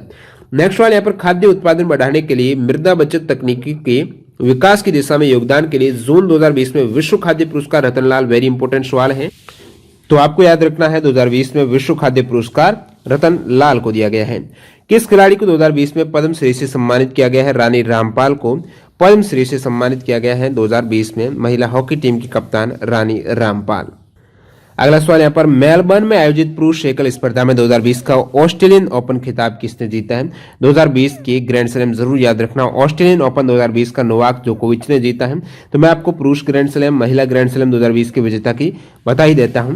2020 में फ्रेंच ओपन है, आपको पता है विंबलडन नहीं हुआ था 2020 में। शुरुआत यहाँ पर करते हैं अपन जो ऑस्ट्रेलियन ओपन से होती है, सबसे पहले ऑस्ट्रेलियन ओपन होता है। 2020 में नोवाक जोकोविच ने जीता है, जैसा कि 2021 में लगभग एक को छोड़कर सारे नोवाक जोकोविच ने जीते हैं। 2020 में यूएस ओपन है डोमिनिक थीम, और 2020 में फ्रेंच ओपन है राफेल नडाल ने जीते हैं। तो फ्रांस में राफेल विमान आपको पता ही है, राफेल नडाल हो जाएगा। यूएस ओपन है तो यूएस की थीम अच्छी रहती है, डोमिनिक थीम, और फिर यहाँ पर नोवाक जोकोविच है, वो ऑस्ट्रेलिया से नोवाक जोकोविच ने जीता है। और फिर मैं बात करूं, क्योंकि विंबलडन नहीं हुआ था, महिला ग्रैंड स्लैम जो 2020 में जीते हैं विजेता में, तो French Open Iga Swiatek, US Open Naomi Osaka, Australian Open Sofia Kenin है। ट्रिक क्या है इसकी? तो ट्रिक है सो स्वीट नाइस, ठीक है, सो स्वीट नाइस, यानी जो शो एनी हो जाएगा आपकी सोफिया केनिन ने। जो सबसे पहले कौन सा होता है, तो यहाँ पर लिस्ट के अकॉर्डिंग बात करते हैं, शुरुआत होती है ऑस्ट्रेलियन ओपन से, उसके बाद फिर फ्रांस ओपन होता है, फिर विंबलडन, लास्ट में यूएस ओपन होता है। विंबलडन नहीं हुआ था, ऑस्ट्रेलियन ओपन है सो स्वीट यानी सोफिया केनिन, स्वीट यानी इगा स्वीटेक है फ्रेंच ओपन, और नाइस यानी नोमी ओस्का है। तो ये इस टाइप से ट्रिक से आपके महिला ग्रैंड स्लैम भी कवर हो जाएगा। कौन सी सरकारी योजना गरीब परिवारों के ग्रामीण युवाओं के कौशल और उत्पादक क्षमता को विकसित करके समावेशी विकास प्राप्त करने के उद्देश्य से शुरू की गई थी? दीनदयाल उपाध्याय ग्रामीण कौशल्य योजना की बात हो रही है। किस क्षेत्र में उनके उल्लेखनीय योगदान के लिए छन्नूलाल मिश्रा को पद्म विभूषण है? कला के क्षेत्र में, ऊपर मैंने बताया था आपको। किसने कथा साहित्य की श्रेणी में 2020 का पुलित्जर पुरस्कार जीता है? तो कोल्सन व्हाइट हेड ने कथा साहित्य की श्रेणी में 2020 का पुलित्जर अवार्ड जीता है। भारत सरकार द्वारा किस वर्ष प्रधानमंत्री अन्नदाता आय संरक्षण अभियान शुरू किया गया है? 2018 में भारत सरकार की तरफ से प्रधानमंत्री अन्नदाता आय संरक्षण अभियान की शुरुआत की गई थी। 2020 में निक्षेप बीमा और प्रत्येक गारंटी निगम को जमा बीमा सुरक्षा की राशि तक बढ़ाने की अनुमति दी गई थी, 15 लाख रुपए तक। निक्षेप बीमा और प्रत्येक गारंटी निगम को जमा बीमा सुरक्षा की राशि 15 लाख रुपए तक बढ़ाने की अनुमति दी गई थी। जुलाई 2020 तक की स्थिति के अनुसार जिन कर्मचारियों का मासिक वेतन कितने रुपए या फिर उससे कम है, वे ईएसआई अधिनियम के तहत आते हैं। तो 21,000 जिन भी कर्मचारियों का मासिक वेतन 21,000 या उससे कम है, वो ईएसआई के तहत फायदा उठा सकते हैं, जिसमें हॉस्पिटल वगैरह का स्वास्थ्य सेवाओं का फायदा रहता है। तो ईएसआई कर्मचारी राज्य बीमा योजना है। इसका फायदा निजी कंपनियां, फैक्ट्री या कारखानों में काम करने वाले कर्मचारियों को मिलता है जिनकी आय 21,000 रुपए से कम है। ईएसआई के तहत मुफ्त इलाज का लाभ लेने के लिए ईएसआई डिस्पेंसरी अथवा हॉस्पिटल जाना होता है। किस भारतीय अभिनेता को 2020 का रशियन ऑडियंस हार्ट पुरस्कार जीता है? रशियन ऑडियंस हार्ट पुरस्कार 2020 का प्रभास ने जीता है। किस अभिनेता ने? प्रभास ने जीता है। अप्रैल 2020 में इंफोसिस के मुख्य परिचालन अधिकारी यूबी परवीन राव को नास्कॉम का अध्यक्ष नियुक्त किया गया है। जो इंफोसिस के मुख्य परिचालन अधिकारी थे, जिनका नाम है यूबी परवीन राव, ये नास्कॉम के अध्यक्ष नियुक्त हुए हैं अप्रैल 2020 में। आर्थिक सर्वेक्षण 2019-20 के अनुसार दिल्ली में संपत्ति का पंजीकरण में कितने दिन लगते हैं? दिल्ली में संपत्ति के पंजीकरण में आर्थिक सर्वेक्षण 2019-20 बताता है कि 49 दिन लग जाते हैं। और इससे भी बुरा हाल मुंबई में, ठीक है, मुंबई में संपत्ति दर्ज करने में 68 दिन लग जाते हैं। दिल्ली में 49 दिन और मुंबई में 68 दिन लग जाते हैं। जबकि अन्य देशों में, चीन में जैसे 9 दिन, न्यूजीलैंड में 3.5 दिन ही लगते हैं। इस प्रकार अगला सवाल यहाँ पर नितिन मेनन जिन्हें एक अंतर्राष्ट्रीय खेल निकाय के द्वारा 2020-21 के लिए एम्पायर यानी रेफरी के एलिट पैनल में शामिल किया गया है, किस खेल के साथ पेशेवर रूप से संबंधित है? क्रिकेट से। नितिन मेनन है, ये क्रिकेटर हैं और क्रिकेट के ये मतलब एम्पायर हैं, और इन्हें एलिट पैनल में शामिल किया गया है आईसीसी की तरफ से। अगला सवाल यहाँ पर किस अंतर्राष्ट्रीय संगठन ने जून 2020 में 6 भारतीय राज्यों में स्कूली शिक्षा की गुणवत्ता और प्रशासन में सुधार के लिए $500 मिलियन के standing teaching learning and results for states program यानी स्टार्स को मंजूरी दी है? विश्व बैंक, ठीक है। 6 भारतीय राज्यों में स्कूली शिक्षा के लिए जो स्टार्स को मंजूरी दी गई है, वो किन्होंने दी है? किस अंतर्राष्ट्रीय संगठन ने? $500 मिलियन की यहाँ पर एक आर्थिक सहाय विश्व बैंक के द्वारा ये मंजूरी दी गई है सुधार के लिए $500 मिलियन के फंड की। अगला सवाल, जुलाई 2020 में किसे एशियाई विकास बैंक के उपाध्यक्ष के रूप में नामित किया गया है? अशोक लावासा वर्तमान में एशियन डेवलपमेंट बैंक के उपाध्यक्ष हैं। एशियन डेवलपमेंट बैंक के अध्यक्ष हैं वो है दोस्तों मोशा टगु अशकावा। अगला सवाल यहाँ पर, ब्रांड फाइनेंसेज इंडिया 2020 रैंकिंग के अनुसार यानी top 100 brand finances India top 100 में 2020 की रैंकिंग के अनुसार निम्नलिखित में से कौन सा ब्रांड भारत का सबसे प्रसिद्ध वैश्विक ब्रांड है? तो ये ब्रांड हो जाएगा दोस्तों टाटा का ब्रांड। ठीक है, ब्रांड फाइनेंस द्वारा घोषित सबसे मजबूत ब्रांड है वो है वीचैट है अब की बार। और ब्रांड फाइनेंस ग्लोबल जो रैंकिंग है टाटा टॉप 100 में आ रहा है, 77वें स्थान पर है और भारत का ये सबसे प्रसिद्ध और पहले स्थान पर भारत का टाटा ही ब्रांड हो जाएगा। टाटा ने अपनी शीर्ष 100 की स्थिति को मजबूत करते हुए भारत के सबसे मूल्यवान ब्रांड का खिताब बरकरार रखा है। न्यू कमर की बात करें तो न्यू कमर जियो ने पहली बार रैंकिंग में प्रवेश किया है और ब्रांड स्ट्रेंथ इंडेक्स स्कोर है जो 100 में से 51.7 है। इसी स्कोर के साथ दुनिया का 5वां सबसे मजबूत ब्रांड नामित हुआ है जियो। एप्पल आपको पता है वर्ल्ड का मोस्ट वैल्यूएबल ब्रांड है। और ब्रांड जो आपको यहां से इंपॉर्टेंट याद रखना है, फाइनेंस के द्वारा घोषित सबसे मजबूत ब्रांड अब की बार वीचैट है। एग्जाम में सवाल आ चुका है प्रीवियस में। फरवरी 2020 में शंघाई कोऑपरेशन ऑर्गेनाइजेशन ने एससीओ के 8 अजूबे हैं उनकी सूची प्रकाशित की है। कौन सा भारतीय स्मारक इस 8 अजूबों में आ जाता है? एससीओ के अजूबों में स्टैच्यू ऑफ यूनिटी आ जाता है। 8 अजूबे कौन से हैं जो एससीओ ने लिस्ट बताई है? उसके अंतर्गत स्टैच्यू ऑफ यूनिटी जो भारत में, दामिंग पैलेस चीन में, मुगल विरासत पाकिस्तान में, लाहौर मुगल विरासत भी पाकिस्तान में, नवरूज पैलेस ताजिकिस्तान में, तमलगी गोर्ज कजाकिस्तान में, पोई कलाम कॉम्प्लेक्स उज्बेकिस्तान और द गोल्डन रिंग रूस में। ये 8 अजूबे एससीओ की लिस्ट में, जिसमें स्टैच्यू ऑफ यूनिटी भी एक जो भारत का है 182 मीटर ऊंची प्रतिमा है सरदार वल्लभ भाई पटेल की। और ये कहां पर है? गुजरात की केवड़िया कॉलोनी में नर्मदा नदी के तट पर है, सरदार सरोवर बांध के निकट स्थापित है। इसको डिजाइन है रामविश्व सुतार ने दिया था। अगला सवाल देखते हैं यहाँ पर, क्रिकेट खिलाड़ी में से कौन सा विजडन अल्मनैक के 2020 संस्करण के द्वारा नामित Wisden 5 cricketer of the year में से एक नहीं है? Wisden 5 cricketer of the year है जो कि ये अल्मनैक है, जैसे क्रिकेट का बाइबल कहा जाता है। इस बुक्स में पब्लिश हुए हैं जो आंध्र रसेल है। ये विजडन अल्मनैक 2020 के एडिशन में Wisden 5 cricketer of the year में से एक नहीं है, आंध्र रसेल नहीं है। आंध्र रसेल को इसी अल्मनैक में वेस्ट इंडीज के आंध्र रसेल, इनको leading T20 cricketer of the year भी चुना गया है आंध्र रसेल को। तो वो 5 कौन से क्रिकेटर हैं? तो विजडन द्वारा क्रिकेटर ऑफ द ईयर चुने गए 5 क्रिकेटर में Jofra Archer England, Pat Cummins Australia, Simon Harmer दक्षिण Africa, Marnus Labuschagne Australia, Ellyse Perry Australia जो महिला है। ये 5 खिलाड़ी शामिल किए गए हैं। विजडन क्रिकेटर अल्मनैक क्रिकेट की बाइबल, क्रिकेट की एक रेफरेंस पुस्तक है जिसे यूनाइटेड किंगडम में प्रतिवर्ष पब्लिश किया जाता है। और इस वर्ष इंग्लैंड टीम के ऑलराउंडर बेन स्टोक्स को leading cricketer of the world, विश्व का सर्वश्रेष्ठ खिलाड़ी चुना गया है। विश्व बौद्धिक संपदा संगठन वीपो के अनुसार 2019 में चीन ने सर्वाधिक अंतर्राष्ट्रीय पेटेंट आवेदन दाखिल किए हैं। वर्ष 2018 में कौन सा देश इस स्थान पर था? यानी जिस प्रकार 2019 में चाइना ने सबसे अधिक अंतर्राष्ट्रीय पेटेंट आवेदन किए, तो 2018 में सर्वाधिक अंतर्राष्ट्रीय पेटेंट है वीपो के अनुसार संयुक्त राज्य अमेरिका ने आवेदन किए थे इस पेटेंट के लिए सर्वाधिक। जापान आवेदन की रैंकिंग में 30वें स्थान पर, जर्मनी और दक्षिण कोरिया फिर नेक्स्ट स्थान पर है। जो वीपो यानी वर्ल्ड इंटेलेक्चुअल प्रॉपर्टी ऑर्गेनाइजेशन है जिसकी स्थापना 1967 में हुई, इसका हेडक्वार्टर जिनेवा स्विट्जरलैंड में है। नेक्स्ट वाले यहाँ पर बर्मा कांची बोटला, जिनकी अप्रैल 2020 में अमेरिका में मृत्यु हुई है, वो किस क्षेत्र में उनके योगदान के लिए इन्हें जाना जाता है? तो पत्रकारिता के क्षेत्र में योगदान रहा है इनका। जून 2020 में कृषि सहकारिता किसान कल्याण विभाग के द्वारा प्रकाशित दूसरा बागवानी उत्पादन अग्रिम अनुमान 2019-20 के अनुसार 2019-20 में कुल बागवानी उत्पादन 2018-19 से कितने प्रतिशत अधिक रहा है? 3%। अगस्त 2020 तक की स्थिति के अनुसार विश्व स्वास्थ्य संगठन के मुख्य वैज्ञानिक कौन है? विश्व स्वास्थ्य संगठन के मुख्य वैज्ञानिक डॉक्टर सौम्या स्वामीनाथन करेक्ट हो जाएगा। भारत में जल जीवन मिशन किस वर्ष शुरू किया गया है? इस मिशन का उद्देश्य कार्यात्मक घरेलू नल कनेक्शनों की अपनी योजना के माध्यम से पीने का पानी उपलब्ध कराना है। तो भारत में जल जीवन मिशन है 2019 में शुरू किया गया है, जिसका मकसद है घरेलू नल कनेक्शनों की अपनी योजना के अकॉर्डिंग पीने का पानी उपलब्ध कराना। इसका लक्ष्य यहाँ पर 2024 तक रखा गया है कि जल जीवन मिशन है ये ग्रामीण भारत के सभी घरों में 2024 तक घरेलू नल कलेक्शन के माध्यम से सुरक्षित और पर्याप्त पेयजल उपलब्ध कराने की परिकल्पना की गई है 2024 तक। The People's for the Ethical Treatment of Animals India ने 2020 में किसको हीरो टू एनिमल्स अवार्ड से सम्मानित किया है? 2020 में हीरो टू एनिमल्स अवार्ड है, ये नवीन पटनायक को दिया गया है। नवीन पटनायक याद रखना है। स्वच्छ सर्वेक्षण लीग 2020 के तहत किस शहर ने भारत के सबसे स्वच्छ शहर के रूप में पहला स्थान हासिल किया है?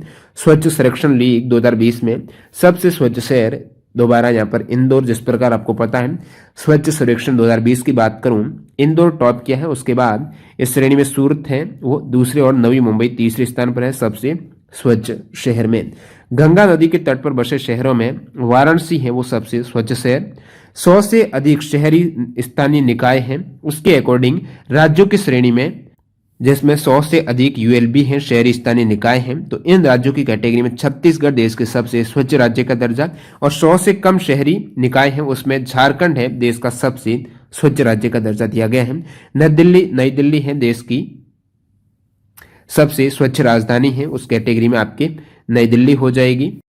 फिर यहाँ पर छावनी के केस में बात करूं, कैंट में जालंधर छावनी बोर्ड है देश का सबसे स्वच्छ छावनी बोर्ड की श्रेणी में पहला स्थान।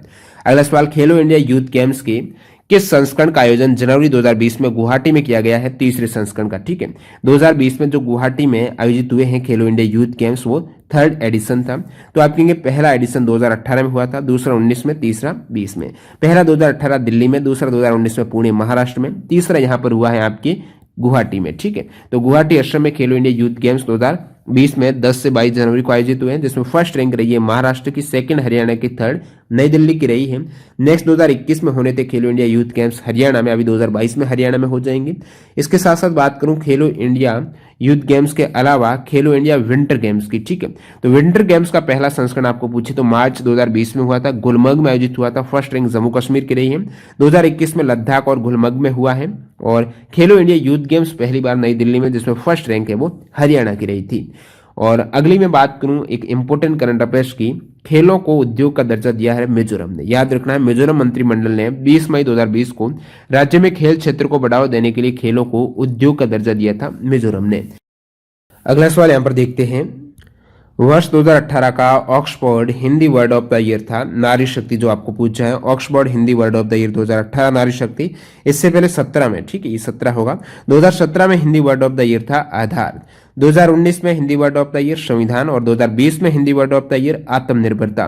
तो 17, 18, 19, 20 कवर हो चुके हैं। अब देखिए हिंदी के अलावा जो वर्ड ऑफ द ईयर रहता है ग्लोबली, जो इंग्लिश का रहता है, तो 2019 का English word of the year था क्लाइमेट इमरजेंसी, और 2020 में नहीं चुना गया है English word of the year. 2021 का ऑक्सफोर्ड डिक्शनरी का जो इंग्लिश या फिर वर्ड ऑफ द ईयर रहा है वो वैक्स रहा, वैक्सीन से वैक्स है। एग्जाम में पूछा हुआ सवाल है कि वैक्स का लेटिन नाम मतलब क्या रहता है? गाय रहता है। वैक्स का लेटिन भाषा में मतलब है गाय है, तो wax Oxford English word of the year 2021 चुना गया था। जून 2020 में किसे राष्ट्रीय लोक वित्त और नीति संस्थान के अध्यक्ष के रूप में नियुक्त किया गया है? आरबीआई की पूर्व गवर्नर उर्जित पटेल को जून 2020 में राष्ट्रीय लोक वित्त और नीति संस्थान के अध्यक्ष के रूप में नियुक्ति दी गई है, आरबीआई की पूर्व गवर्नर उर्जित पटेल को। भारत की 2011 की जनगणना के अनुसार भारत की दशक की विकास दर लगभग कितनी थी? 2011 यानी 2001 से 11 में जनसंख्या में वृद्धि हुई है वो 17.7% हुई है, और इसमें वयस्क साक्षरता दर है वो 9.21% की दशक की वृद्धि की दर के साथ 74% यहाँ पर। जनगणना का आदर्श वाक्य हमारी जनगणना हमारा भविष्य, और 2011 की जनगणना कौन सा थी? 15वीं जनगणना थी देश की। टिम ब्रुक टेलर, जिन्होंने अप्रैल 2020 में यूके में अंतिम सांस ली है, किस क्षेत्र में योगदान के लिए जाना जाता है? अभिनय क्षेत्र में योगदान के लिए टिम ब्रुक टेलर को जाना जाता है। तो विश्व जीके से काफी अजीब सवाल यहाँ पर। आई.एम. विजयन, जिन्हें जून 2020 में पद्मश्री पुरस्कार देने की सिफारिश की गई थी, वो एक पेशेवर फुटबॉल खिलाड़ी हैं। जो आई.एम. विजयन है वो फुटबॉल खिलाड़ी हैं। अगला सवाल यहाँ पर 2020 में किसे राजीव गांधी खेल रत्न पुरस्कार प्रदान किया गया है? तो जो 5 खिलाड़ियों को मिला है उनमें से एक रोहित शर्मा भी हैं। जून 2020 में शुरू किया गया the urban learning internship program TULIP में किसका संयुक्त उपक्रम है? जो the urban learning internship program TULIP है, ये मानव संसाधन विकास मंत्रालय और शहरी एवं आवास मामलों के मंत्रालयों का एक संयुक्त उपक्रम हो जाएगा।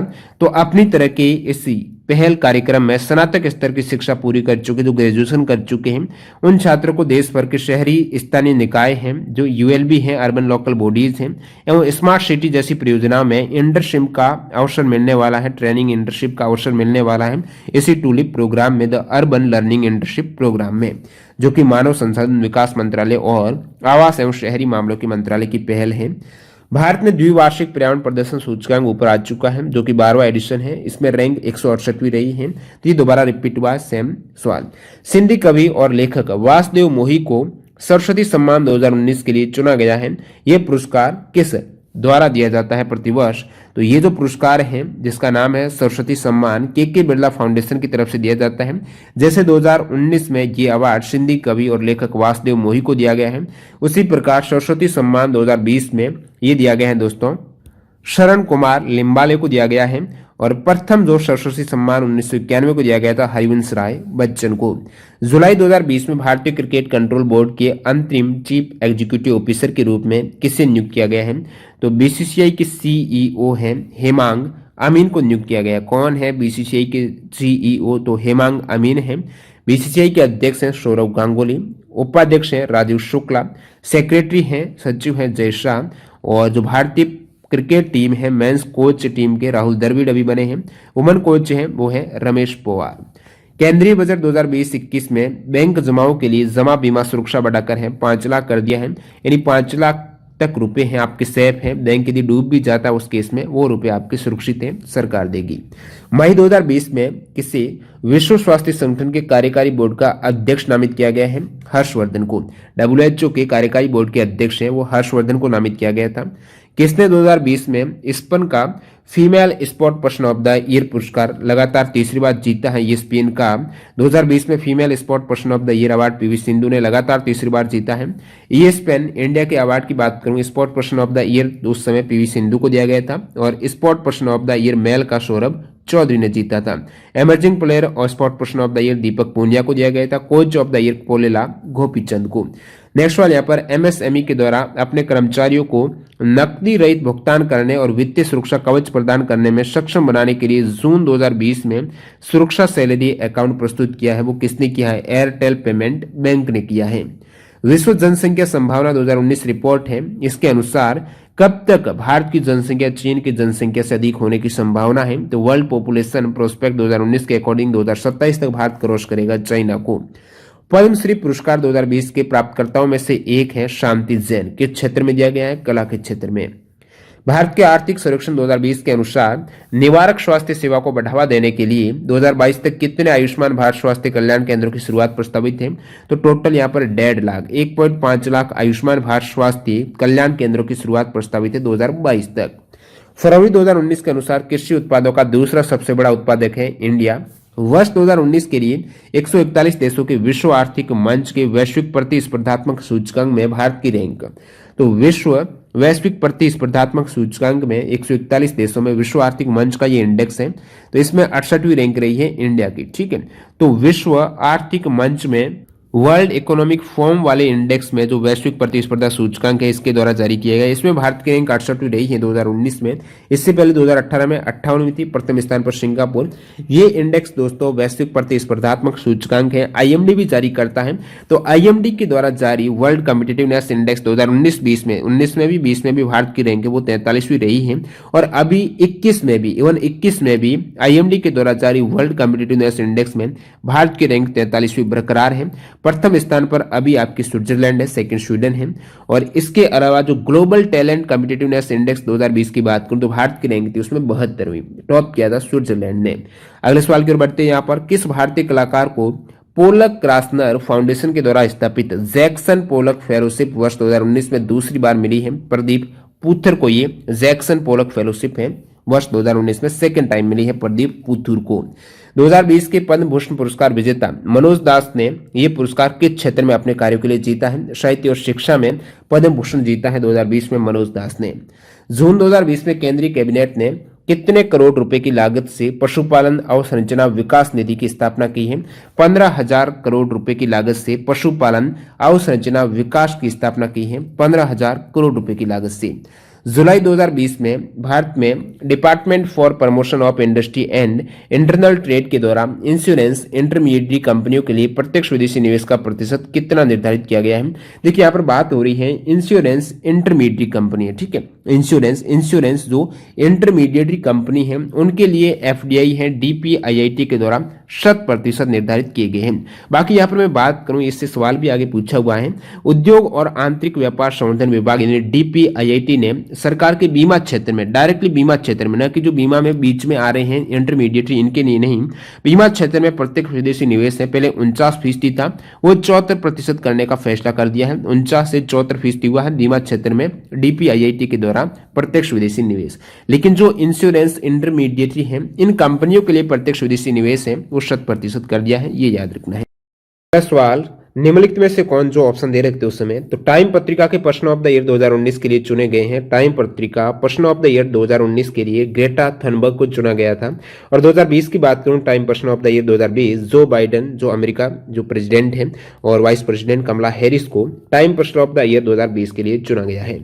किस लेखक दो लेखक जिनको संयुक्त रूप से 2019 का बुकर पुरस्कार दिया गया है, 2019 का बुकर प्राइज है, ये मार्गरेट एटवुड और बर्नार्डिन एवरिस्टो को दिया गया है। और इनकी रचना जरूर याद रखना है, एग्जाम में सवाल आता है। द टेस्टामेंट के लेखक मार्गरेट एटवुड और गर्ल वुमन अदर के लेखक बर्नार्डिन एवरिस्टो संयुक्त रूप से 2019 का बुकर प्राइज की ये विजेता है। 2020 का बुकर प्राइज है ये दोस्तों दिया गया है डोगलस स्टुअर्ट को, उनकी रचना शगी बैन के लिए। इसके अलावा इंटरनेशनल बुकर प्राइज अलग है और ये जो Booker prize, Man Booker prize, ये अलग है। इंटरनेशनल बुकर प्राइज 2019 के विजेता में जोखा अलारती ओमान से हैं, इनकी रचना है सेलेस्टियल बॉडीज। 2020 का इंटरनेशनल बुकर प्राइज विजेता की बात करें तो वो है दोस्तों, इनका नाम है नीदरलैंड से ये लुकस रिजनवेल्ड है। और अब की बार 21 में भी 2021 में बुकर प्राइज दिए जा चुके हैं। तो 21 में डेमन गलगट को दिया गया है। तो डेमन गलगट है दक्षिण अफ्रीका से, इनकी रचना नोवेल है द प्रोमाइस के लिए इन्हें ये 2021 का बुकर प्राइज दिया गया है। नेक्स्ट वाला देखते हैं, फीफा 2026 कहां पर आयोजित होने वाले हैं। फीफा विश्व कप 2026 है यूनाइटेड स्टेट, कनाडा और मैक्सिको में आयोजित होंगे। तो फीफा कप 2026 है यूएस, कनाडा और मैक्सिको में आयोजित होने वाले हैं। नेक्स्ट वाला देखते हैं यहाँ पर, जुलाई 2020 तक प्राप्त जानकारी के अनुसार किस भारतीय क्रिकेट खिलाड़ी ने एक दिवसीय अंतर्राष्ट्रीय मैचों में सबसे अधिक बार भारत की कप्तानी की है। वनडे इंटरनेशनल में सर्वाधिक भारत की कप्तानी करने वाले खिलाड़ी हैं, जो कप्तान है वो महेंद्र सिंह धोनी है। एवं बात करूं विश्व की, तो विश्व में ये तीसरे स्थान पर सबसे अधिक वनडे में कप्तानी के केस में इनकी रैंक है। तो इन्होंने 200 मैच की कप्तानी की है ओडीआई में, जिसमें 110 जीते हैं, कुछ टाई रहे हैं, 74 हारे हैं। सर्वाधिक ओडीआई के कप्तान है वो है रिकी पोंटिंग, 230 मैचों की कप्तानी कर चुके हैं। मई 2019 में फ्रांस सरकार के द्वारा किस भारतीय वैज्ञानिक को सेविलियर D all order national D ला लीगियन डी ऑनर जो अवार्ड दिया गया है वो एमएस किरण कुमार को दिया गया है। अगला सवाल, 2019 में कौन सा भारतीय बिलियर्ड्स खिलाड़ी 5 अलग अलग वर्षों में एक साथ विश्व, एशियाई और भारतीय खिताब जीतने वाला पहला खिलाड़ी है। बिलियर्ड्स खिलाड़ी की बात करें, पंकज आडवाणी ने यहाँ पर 2019 में 5 अलग अलग वर्षों में एक साथ विश्व, एशियाई, भारतीय खिताब जीतने वाले पहले खिलाड़ी पंकज आडवाणी बिलियर्ड्स खिलाड़ी।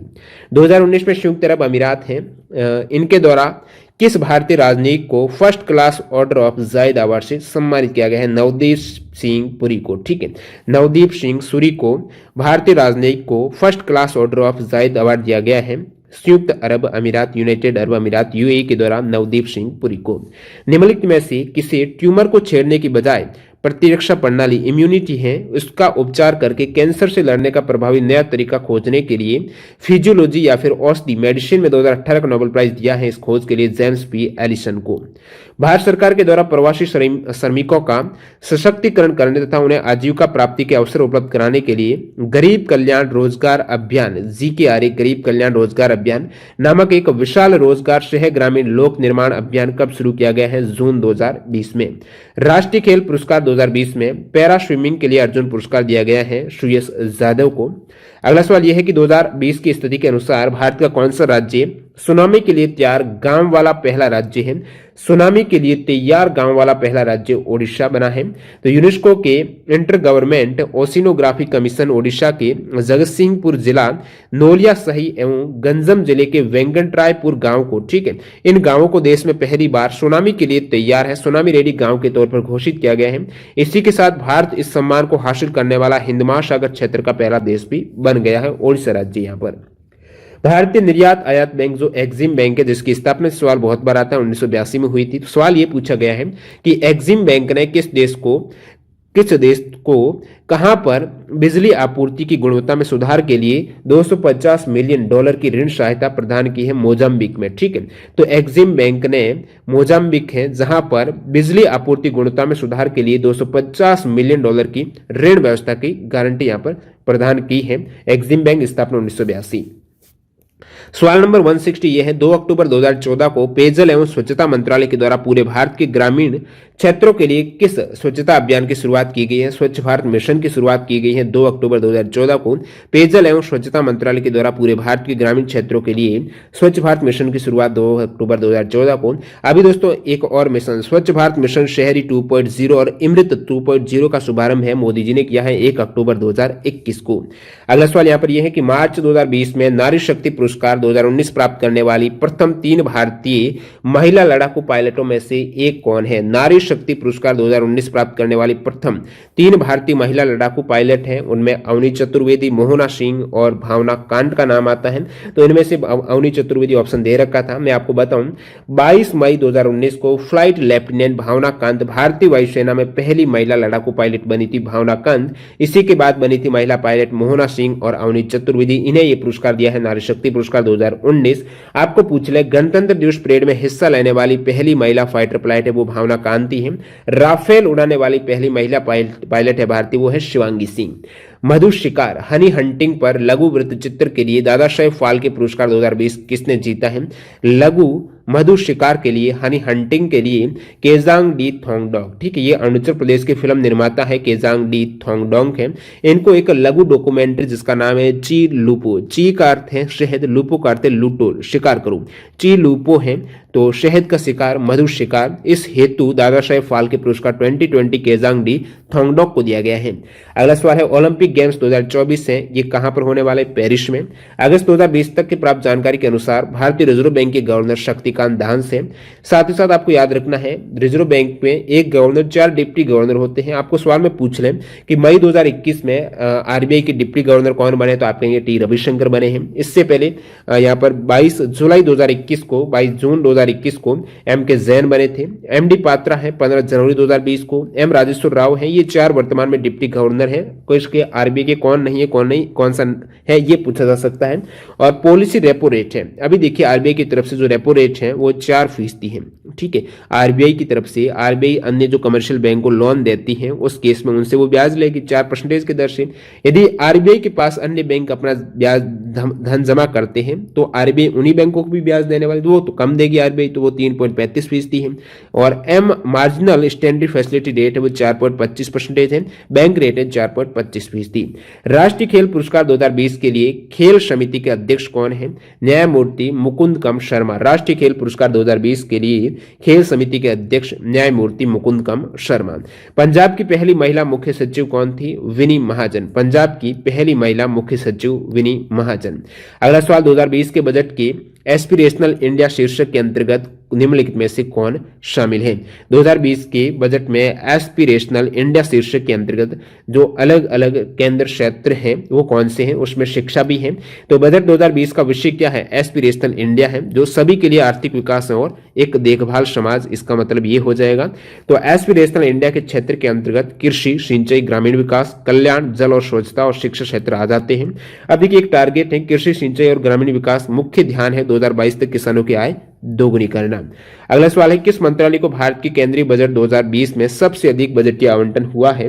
रक्षा मंत्रालय को। 2020 में सर्वाधिक बजट का आवंटन रक्षा मंत्रालय को। 2021 के बजट में सर्वाधिक बजट का आवंटन वित्त मंत्रालय को हुआ है। तो गृह मंत्रालय और रक्षा मंत्रालय दोनों को जो बजट आवंटित हुए हैं 2020 में वो दोस्तों हैं, गृह मंत्रालय की बात करूं 1,66,546 करोड़ और रक्षा मंत्रालय को 4,78,195 करोड़ है। अगला सवाल है किस भारतीय निशानेबाज ने 2018 के ISSF जूनियर विश्व कप में 10 मीटर एयर राइफल श्रेणी में स्वर्ण पदक जीता है? इनका नाम है दोस्तों इलावेनिल वलारिवन। ठीक है, इलावेनिल वाला रिवन ने ISSF जूनियर विश्व कप में 10 मीटर एयर राइफल श्रेणी में स्वर्ण पदक गोल्ड मेडल जीता है। अब देखिए यहाँ पर मैं बात कर लेता हूँ 2021 की, 2018 का पूछा गया था ISSF जूनियर वर्ल्ड चैंपियनशिप का। 2021 में जो ISSF जूनियर वर्ल्ड चैंपियनशिप हुई है शूटिंग की, वो दोस्तों लीमा पेरू में हुई है, जिसमें गोल्ड मेडल स्पेशली भारतीयों का ही पूछा जाता है। तो गोल्ड जीता है 50 मीटर राइफल 3 पोजीशन में ऐश्वर्या प्रताप सिंह तोमर ने गोल्ड जीता है, और 25 मीटर पिस्टल में यहाँ पर नाम्या कपूर ने गोल्ड जीता है। सिल्वर मेडल की बात करें तो 10 मीटर एयर राइफल में रुद्राक्ष बाल साहेब पाटिल ने, और यहां पर सिल्वर मेडल ऐसा सिंह ने भी जीता है। वुमेन 10 मीटर एयर पिस्टल में गोल्ड जीता है मनु भाकर ने। अगला सवाल यहां पर दोहा के छठे कतर इंटरनेशनल कप ने वेट लिफ्टिंग के लिए गोल्ड मेडल किसने जीता है? तो छठा इंटरनेशनल कप हुआ है भारोत्तोलन का दोहा में, तो इसमें आपको स्वर्ण पदक जीता है साइखोम मीराबाई चानू ने 49 किलोग्राम भार वर्ग में वेट लिफ्टिंग में गोल्ड मेडल जीता है। छठा इंटरनेशनल कतर कप कतर में जो दोहा में आयोजित हुआ था 20 से 23 दिसंबर 2019 को, और इसके अंतर्गत यहाँ पर और सिल्वर मेडल किसने जीता है? जैसे ये तो आपको गोल्ड का पूछा है, तो सिल्वर यहाँ पर राखी हलदार और जैरमी ने जीता है 67 किलोग्राम भार वर्ग में। केंद्रीय बजट 2020-21 में स्वच्छ भारत मिशन के लिए कितने करोड़ रुपए की राशि का आवंटन हुआ है? 12,300 करोड़ रुपए की राशि का आवंटन स्वच्छ भारत मिशन के लिए 2020-21 के बजट में। और देखिए 2020-21 के बजट से यूपीएससी में एक सवाल पूछा गया था कि कृत्रिम गर्भधान का कवरेज है वो कितने प्रतिशत कर दिया है? 30% से बढ़ाकर 70% किया गया है। और 2020-21 के बजट के लिए जो जिसमें इस प्रकार आवंटन किया गया है अलग अलग योजना के लिए, तो मैं बता ही देता हूं कुछ इंपोर्टेंट आपके आवंटन। जैसे स्वास्थ्य क्षेत्र के लिए आवंटन है वो 69,000 करोड़ रुपए का स्वास्थ्य के क्षेत्र के लिए। जल जीवन मिशन के लिए 3.60 लाख करोड़ की मंजूरी मिली है। शिक्षा के क्षेत्र के लिए 99,300 करोड़ रुपए, याद रखना काफी इंपोर्टेंट है। कृषि ग्रामीण विकास सिंचाई और संबंध कार्यों पर 2.83 लाख करोड़ रुपए खर्च किए जाएंगे। और 2020-21 के लिए 15 लाख करोड़ रुपए का कृषि ऋण का भी लक्ष्य यहाँ पर रखा गया है। और कौशल विकास के लिए 3,000 करोड़ रुपए आवंटित किए गए हैं। अगला सवाल, मार्च 2020 में राष्ट्रपति रामनाथ कोविंद के द्वारा राज्यसभा सदस्य के लिए किसे नामित किया गया है? रंजन गोगोई, जो कि 46वें चीफ जस्टिस रहे हैं इंडिया के, वो राज्यसभा के सदस्य नामित हुए हैं रंजन गोगोई। अगला सवाल देखते हैं यहाँ पर, किसने मार्च 2020 में तीसरे वार्षिक हॉकी इंडिया पुरस्कारों में प्लेयर ऑफ द ईयर की श्रेणी में हॉकी इंडिया ध्रुव बत्रा पुरस्कार जीता है? हॉकी इंडिया ध्रुव बत्रा पुरस्कार हैं ये 2020 में जो तीसरे वार्षिक हॉकी इंडिया पुरस्कार दिए गए हैं, इसमें प्लेयर ऑफ द ईयर पुरुष की श्रेणी में ये मनप्रीत सिंह ने प्लेयर ऑफ द ईयर पुरुष की श्रेणी में हॉकी इंडिया ध्रुव बत्रा पुरस्कार जीता है। Hockey India Major Dhyan Chand lifetime achievement award है जो इसी तीसरे वार्षिक हॉकी इंडिया पुरस्कार में ये अवार्ड हरविंदर सिंह को दिया गया है। पुरुषों का hockey India Dhruv Batra player of the year Manpreet Singh, जो आपको पूछा। महिलाओं का hockey India Dhruv Batra player of the year है ये रानी रामपाल को दिया गया है। तो इन दोनों को जो कप्तान है हॉकी टीम के, मनप्रीत सिंह और रानी रामपाल, महिला हॉकी टीम के। उभरते हुए खिलाड़ी एमर्जिंग प्लेयर में hockey India Jugraj Singh award है अंडर 19 विवेक सागर को। और उभरते हुए खिलाड़ी में जो हॉकी इंडिया अंशुता लाकड़ा अवार्ड है ये दिया गया है लारा लेम श्यामी को। और वर्ष 2000 वर्ष के सर्वश्रेष्ठ गोलकीपर हेतु hockey India Baljit Singh award है कृष्ण बी पाठक को दिया गया है। तो ये कुछ इंपोर्टेंट है हॉकी इंडिया की। किस देश ने मार्च 2020 में अपने आईसीसी T20 महिला विश्व कप खिताब को बरकरार रखा है? तो ये ऑस्ट्रेलिया ने, ठीक है। तो आईसीसी T20 महिला वर्ल्ड कप 2020 में ऑस्ट्रेलिया यहाँ पर फिर जीता है। पद्म भूषण 2020 के प्राप्तकर्ताओं में से जगदीश शेठ को किस क्षेत्र में मिला है? साहित्य और शिक्षा के क्षेत्र में। भारत के राष्ट्रपति ने जून 2020 में, ठीक है, जून 2020 में बैंकिंग नियमन संशोधन अध्यादेश 2020 प्रख्यापित किया है। इस अध्यादेश की प्रमुख विशेषता कौन सी? तो ये जो बैंकिंग नियमन संशोधन अध्यादेश 2020 है ये शहरी और बहुराज्य सहकारी बैंकों को भारतीय रिजर्व बैंक की देखरेख में लाता है। इस विधेयक में बैंकिंग विनियमन अधिनियम 1949 में संशोधित करने के प्रस्ताव किया गया है और ये नए विधेयक का उद्देश्य सहकारी बैंकों की कार्यप्रणाली में सुधार करना है। अगला सवाल यहाँ पर, who has been appointed as the chairman of the NABARD? मई 2020 में National Bank for Agriculture and Rural Development यानी नाबार्ड के अध्यक्ष कौन बने हैं? नाबार्ड के अध्यक्ष बने हैं GR चिंटाला। नाबार्ड की स्थापना कब हुई है? 1982 में हुई है। विश्व कप विजेता गोलकीपर इकर कैसिलास ने अगस्त 2020 में फुटबॉल से संन्यास लेने की घोषणा की है।